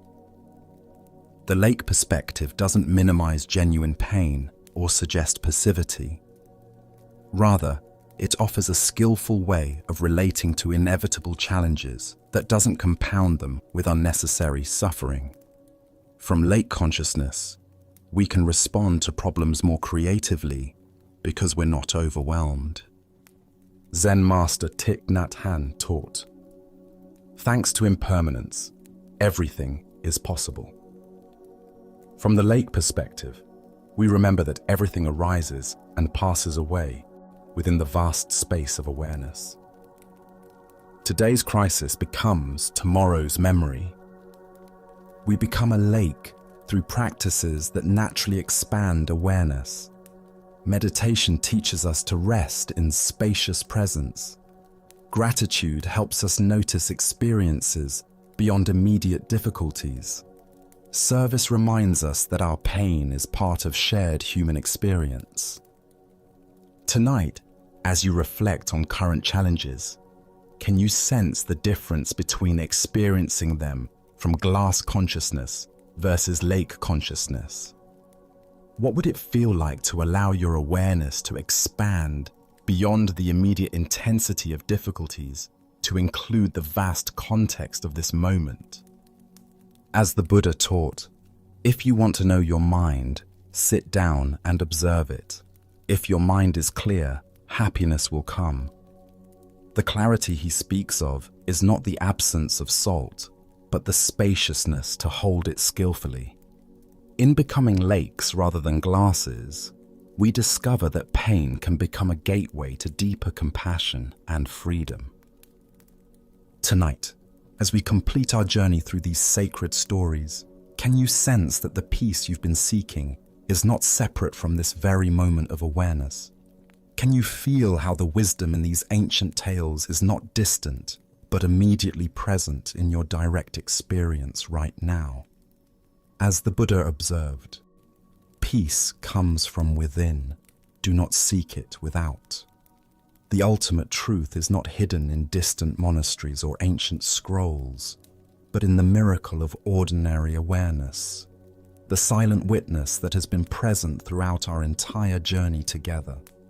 As we draw our time together to a close, let us reflect on the path we've traveled through these timeless teachings. Each story has offered a unique facet of understanding, yet all point to the same essential truth: that peace, clarity, and awakening are available here and now, not in some distant future or special circumstance. We learn to distinguish between authentic love and attachment disguised as desire, discovering that true compassion serves another's highest good, even when it means dissolving pleasant illusions. We explored how genuine spiritual development must include the capacity for warm human connection, not cold detachment from life's complexities. We witnessed how fear transforms into power when we identify with something larger than our worried, self-conscious mind, becoming the ocean itself, rather than a swimmer afraid of drowning. We discovered the difference between having and being, seeing that the greatest treasures cannot be possessed, but shine freely for all who have eyes to see. And we encountered the truth that the path to awakening rarely follows conventional forms, learning to extend compassion to those whose spiritual seeking has led them down difficult paths. Each tale has been a doorway into deeper understanding. We've discovered that our reactions often say more about us than about the situations we face. We've learned that the present moment contains joys as sweet as any strawberry, even when we're suspended between the tigers of past regret and future anxiety. We've seen how adding mental suffering to inevitable pain only multiplies our difficulties, and how practicing mindful awareness allows us to meet life's challenges with greater wisdom. The Buddha taught, 3 things cannot be long hidden: the sun, the moon, and the truth. As you continue on your own path of awakening, may the truths illuminated in these stories remain with you, not as concepts to remember, but as living invitations to experience life with greater presence, compassion, and wisdom.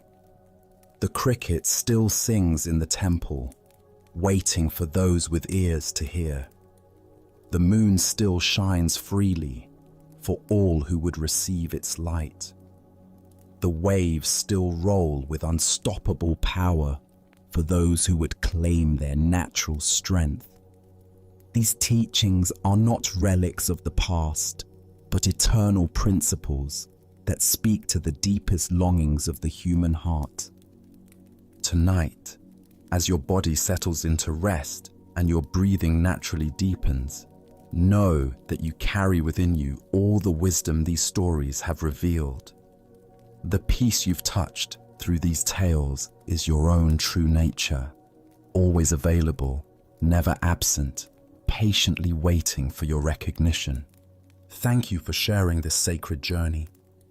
May you rest peacefully, waking refreshed, and carrying these ancient teachings into the light of a new day.